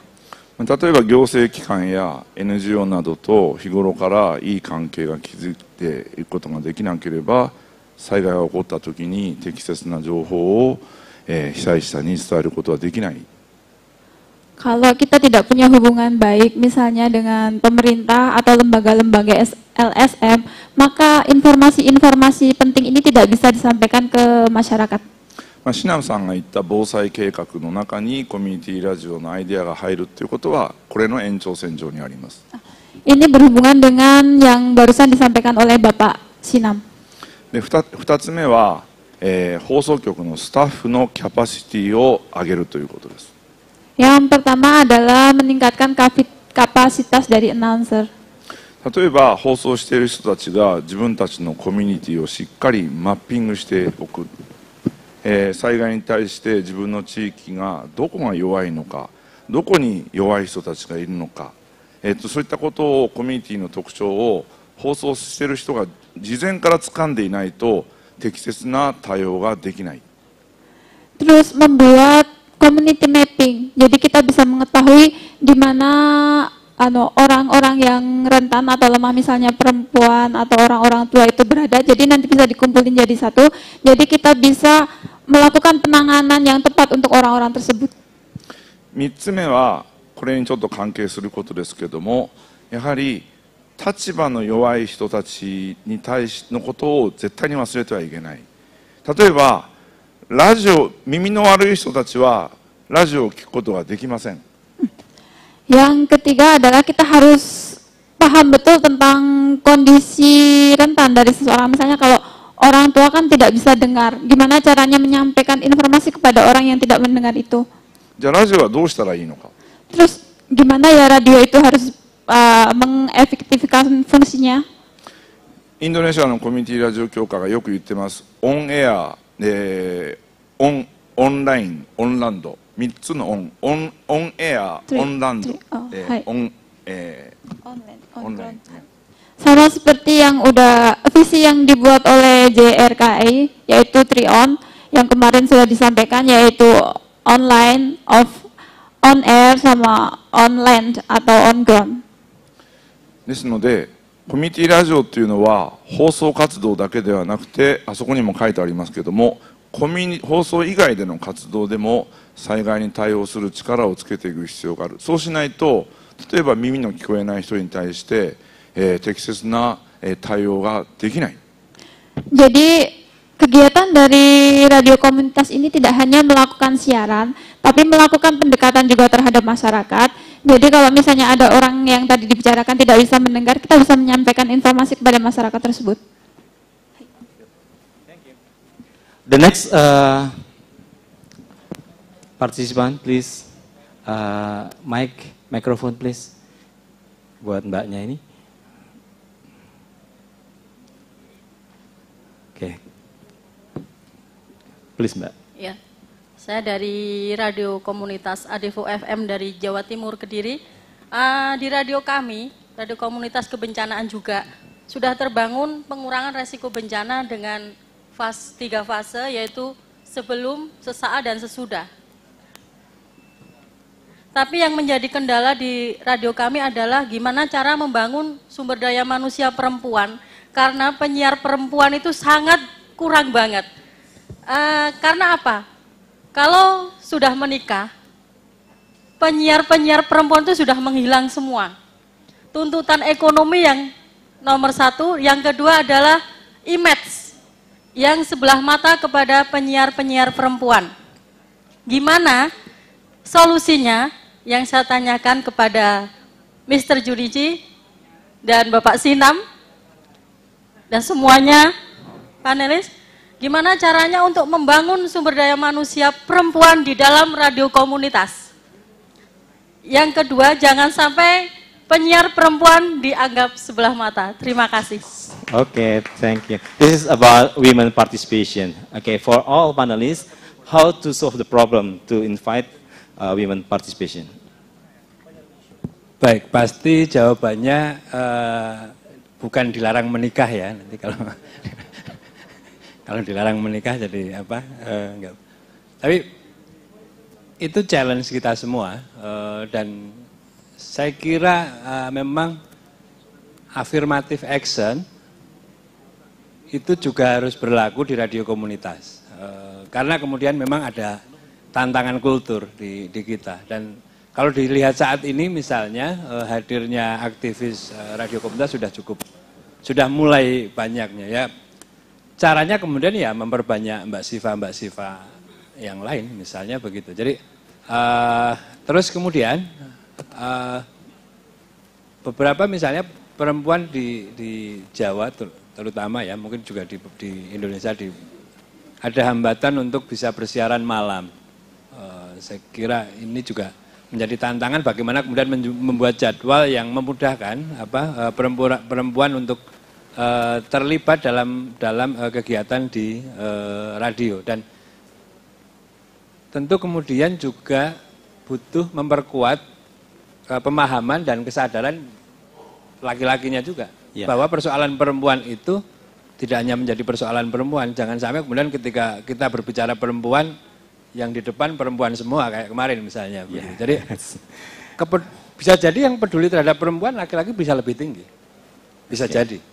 Oke, Mas Sinam, please. How we can put the issue of women participation in the RR situation? Ya. Saya kira tadi pilihannya kemudian affirmative action perlu dilakukan. Misalnya dalam struktur juga mulai memperbanyak keterlibatan kaum perempuan. Kemudian juga radio bisa jadi membuka ruang untuk mendiskusikan beberapa hal yang memang terkait dengan kehidupan perempuan misalnya. Salah satu contoh, agak melenceng tapi ini penting. Di salah satu radio, kemudian menjelaskan tentang pentingnya IFA-tes, jadi pemberian asam asetat pada kelamin perempuan untuk melihat deteksi dini kanker leher rahim. Yang kami lakukan, radio komunitas, kemarin harusnya saya sharing kemarin, dengan LNGO perempuan gitu, dari 100 perempuan yang dilakukan deteksi dini kanker leher rahim, 47 diantaranya bermasalah pada organ reproduksinya. Nah, terus kemudian di antara 47 itu 3 positif HIV. Nah, ada satu persoalan, perempuan kemudian tidak banyak dibicarakan, dan mungkin yang misalnya gitu, siapa yang laki-laki yang kemarin mengantar istrinya berangkat ke dokter misalnya, hampir nggak ada. Ada yang mengantar, yang mengantar adalah ada Pak, yang mengantar Pak Becak misalnya begitu. Jadi bukan kepedulian di antara suami juga belum dilakukan. Mendorong kemudian di radio materi-materi siarannya berbicara tentang itu, hak cash pro, misalnya kemudian juga menentukan kebutuhan spesifik kala bencana. Di saat bencana, ketika mau membantu yang terbayangkan adalah mie instan, aqua, air mineral, kemudian itu. Tapi kemudian kebutuhan spesifik itu tidak banyak muncul. Misalnya pembalut, misalnya kemudian kebutuhan yang detail di lingkungan pengungsian, bagaimana kalau perempuan menstruasi? Bagaimana kemudian kebutuhan air di sana? Nah, kalau yang didiskusikan itu, saya kok yakin kemudian para perempuan akan tertarik. Justru ketertidaktarikannya itu karena memang radio komunitas jarang membahas kebutuhan perempuan itu. Saya kira itu yang bisa dilakukan.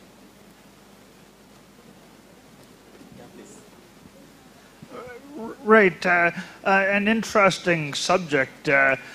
In Canada, we have equality. It's written into our laws that all people, all gender, male and female, are to be treated equally. And to get to your question about why isn't there more female women in community radio or emergency broadcasting per se, I think one thing that we're all trying to do is to create opportunities for everybody which is interested in community radio.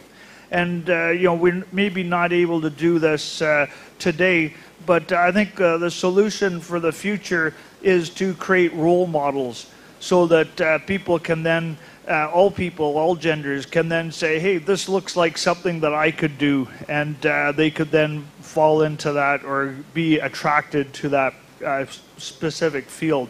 we're seeing lots of this with technology-based companies now. 50 years ago, the tradition of the woman was working in the house while the husband went to work in the factory, a male-dominated workforce. But now we're seeing many changes in that, especially in the youth, and that's our future. And so, if we can create the opportunities for them to go into those things, then the next generation can then see that as role models to say, hey, I can go and do that too. नेपालको कन्टेक्स्टमा कुरा गर्दाखेरि महिला सहभागिताको सन्दर्भमा सामुदायिक रेडियोलाई जोडेर हेर्ने हो भने नेपालमा त्यस्ता धेरै सामुदायिक रेडियोहरू छन् जहाँ पूर्ण रूपमा महिलाहरूले व्यवस्थापन गरेर चलाएका छन्. I'm very proud to announce that Nepal has many community radios that are centrally managed by and run by women. र रेडियोमा काम गर्ने रेडियो कर्मीको कुरा गर्ने भनेदेखि देशभरमा जोडेर भनेदेखि मोर देन 60% चाहिँ महिला सहभागिता बढिरहेको छ radio जर्नलिस्टमा. If you take the data among community radio broadcasters, 60% of community radio broadcasters comprises of women. So महिलाहरूको यो सहभागिता भएपछि महिलाका इस्युहरूलाई सरल र सहज ढङ्गले कम्युनिटी रेडियोमा ल्याउन र ब्रोडकास्ट गर्न सकिन्छ र हामीहरूले गर्दै आएका छौँ र प्रत्येक कम्युनिटी रेडियोहरूले महिलाहरूको इस्युमा छुट्टै प्रोग्राम प्रोडक्सन गरिरहेका छन्. Because of the large number of participation of women in Nepali community radios, for us it's not been such a big challenge to bring to give priority to issues and concerns of women in our radios. नेपालका community रेडियोको umbrella nation अकुराबले हामीले 50,000 volunteers journalist production गर्ने अभियान चलाएका छौँ अहिले र यो खास गरी डिजास्टरको बेलामा पनि हामीले सहजै समुदायका सूचनाहरूलाई लिन र दिन सकौँ भनेर हो र यसमा पनि हामीहरूले महिलाहरूलाई प्राथमिकतामा राखेका छौँ. The Community Radio Association of Nepal, Akurab, has taken up a campaign, is running a campaign to produce 50,000 community radio journalists, volunteer journalists across the country. And in this campaign too, we have given a higher priority in recruiting women community broadcasters. र नेपालमा ठुलो भुइँचालो गएर क्षति हुने क्रममा हामीले हेर्दाखेरि खास गरी डिजास्टरको बेलामा महिलाहरू बढ्ने रिस्कमा हुने गरेको हामीले पायौँ. बच्चाहरूलाई लिन जाँदा पनि मृत्युवरण गर्नु परेको वा केही छुटेर लिन मृत्युवरण गर्नु परेको वा चाहिँ चुलो चम्कामा खाजा अथवा खाना बनाउँदै गर्दा चाहिँ त्यो डिजास्टरको बेलामा ज्यान गुमाउनु परेका उदाहरणहरू पनि छन्. We have seen during times of disaster, especially in the 2015 earthquake, that the number of casualties, among the people who've lost their life, it's mostly women.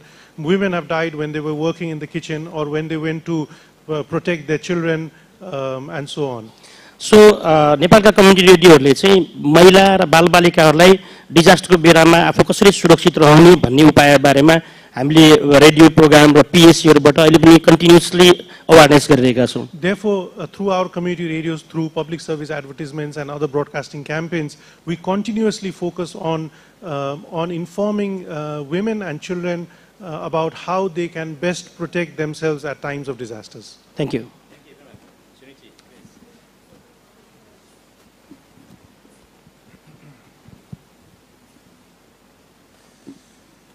Hi.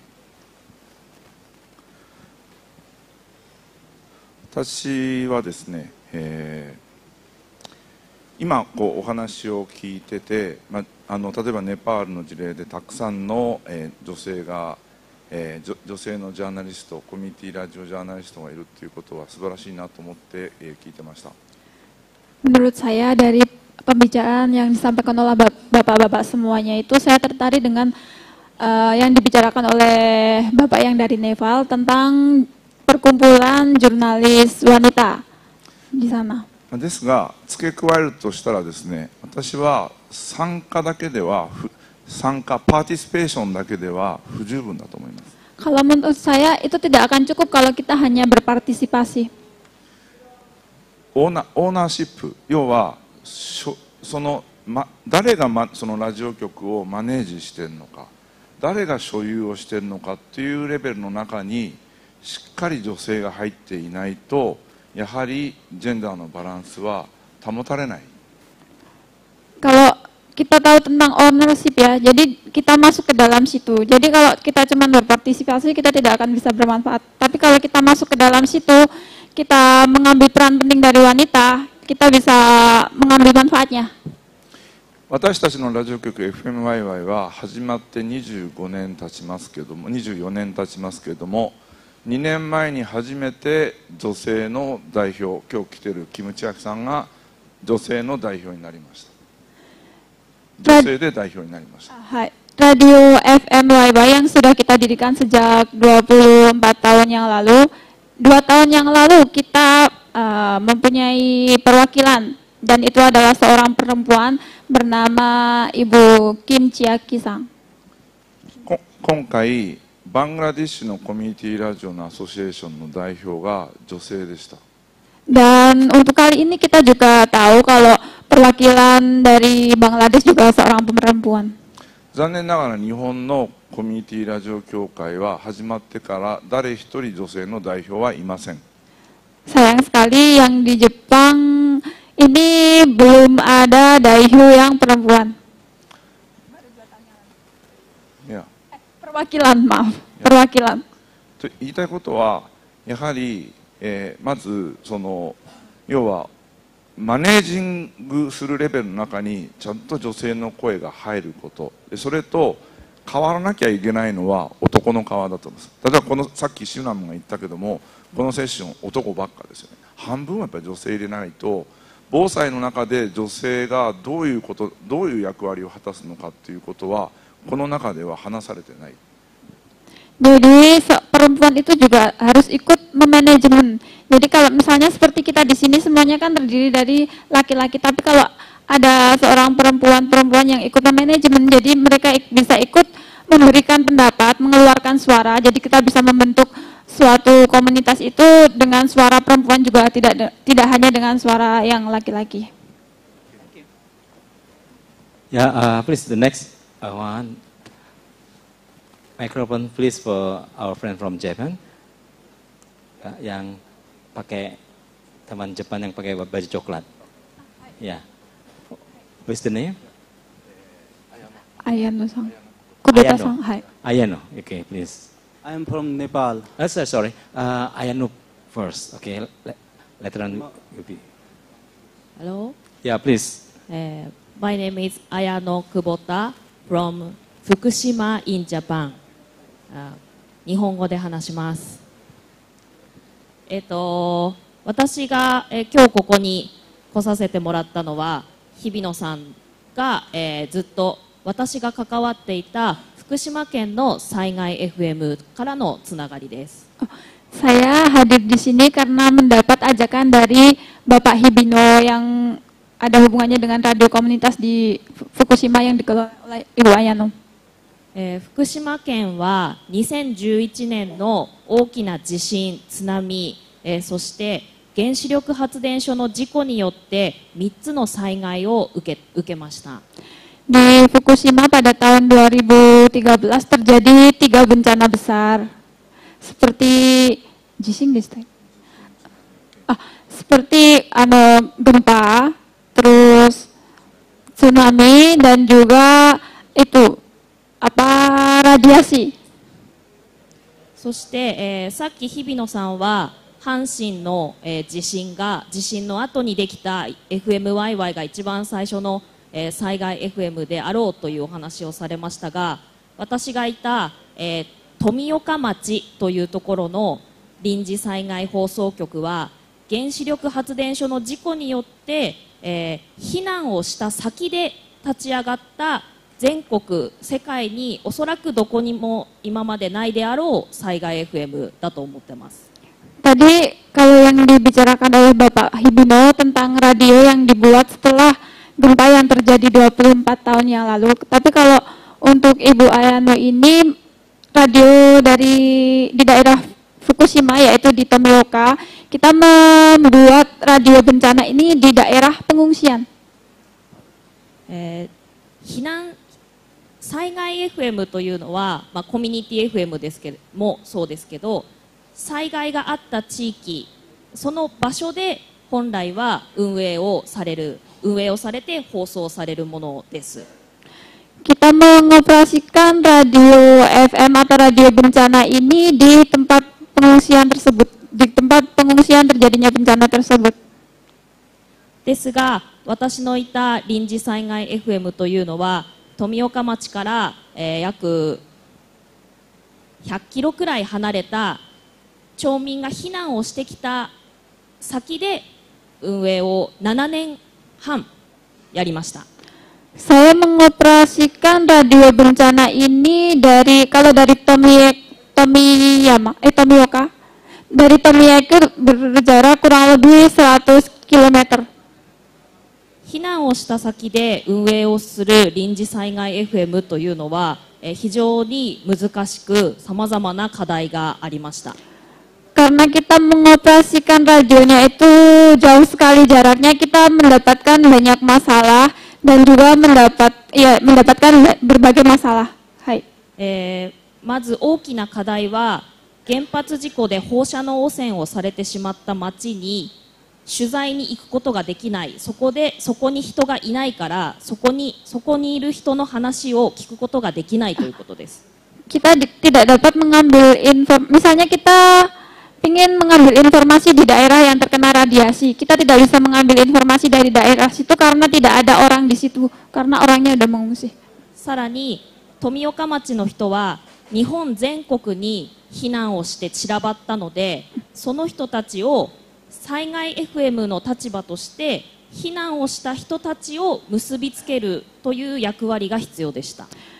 Karena korban bencana yang ada di Tomiyama ini kan mengungsinya ke berbagai daerah di seluruh negara Jepang. Jadi kita harus menyampaikan informasi ini kesulitan. Jadi gimana untuk bisa mengatasi masalah tersebut itu dipikirkan oleh mereka. なので、原子力災害というのは、私たちの認識の中では単に放射能汚染の問題だけではなく、そこに昨日、一昨日から話し合われているような女性問題、子どもの問題、人権問題、住民のコミュニティ分断の問題、環境問題、とにかく原発事故が起きるといろんな問題が一瞬にしてその町の人たちに襲いかかってくるという認識です。Okay, thank you, Mr. Ayano. はい。Kita menyadari kalau yang disampaikan melalui radio itu tidak hanya mengenai masalah bencana. Jadi para pengungsi-pengungsi itu misalnya seperti yang dibicarakan kemarin tentang masalah perempuan, terus masalah seperti yang dibicarakan kemarin itu di situ tuh muncul berbagai masalah. Jadi di situ juga bisa dibahas bersama melalui radio tersebut. なので、先ほど日比野さんが言ったように、いろんな立場の人が FM に関わる必要があると思うし、取材をする皆さんの中でも一人一人の声を大切に拾い続けるっていうことがすごく大事だと思っています。Sama seperti yang disampaikan oleh Bapak Hibino, jadi kita memerlukan suara-suara masyarakat agar kita bisa mengatasi masalah ini secara bersama-sama. Thank you, Miss. ごめんなさい、最後にもう一個だけ。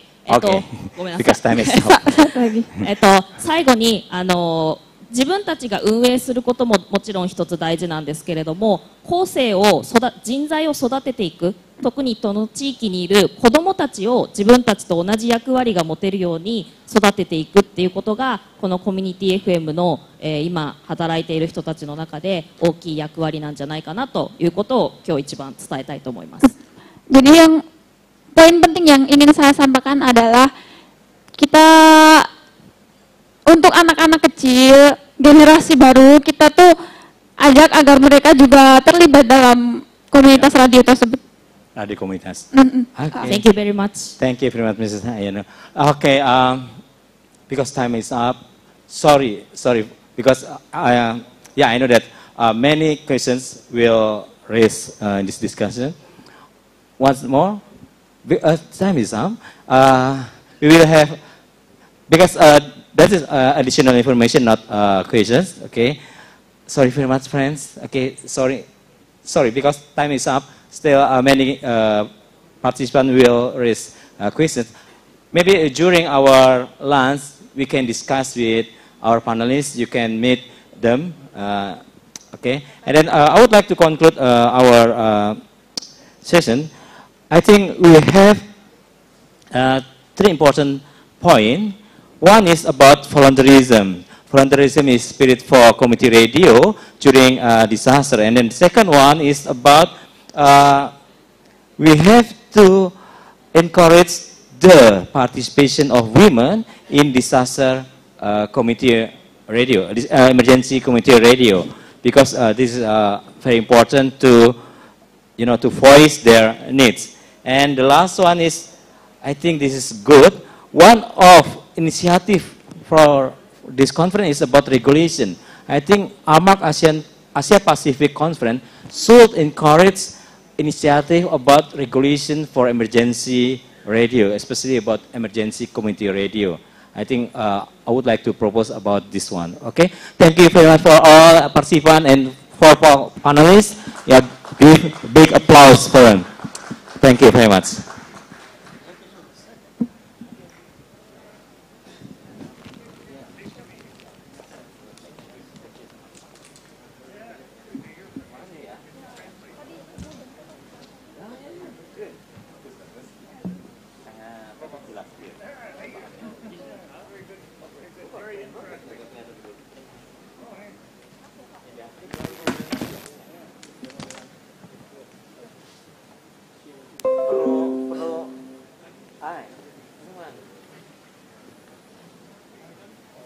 Taking picture for panelists? It's okay. You want me to take a picture? No. Mas ini boleh. Foto. Hold on here.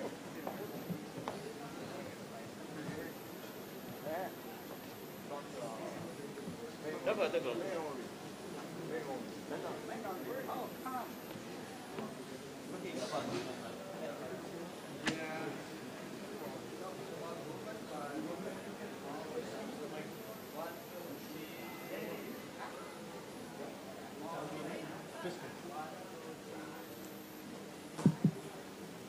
Friends, to borrow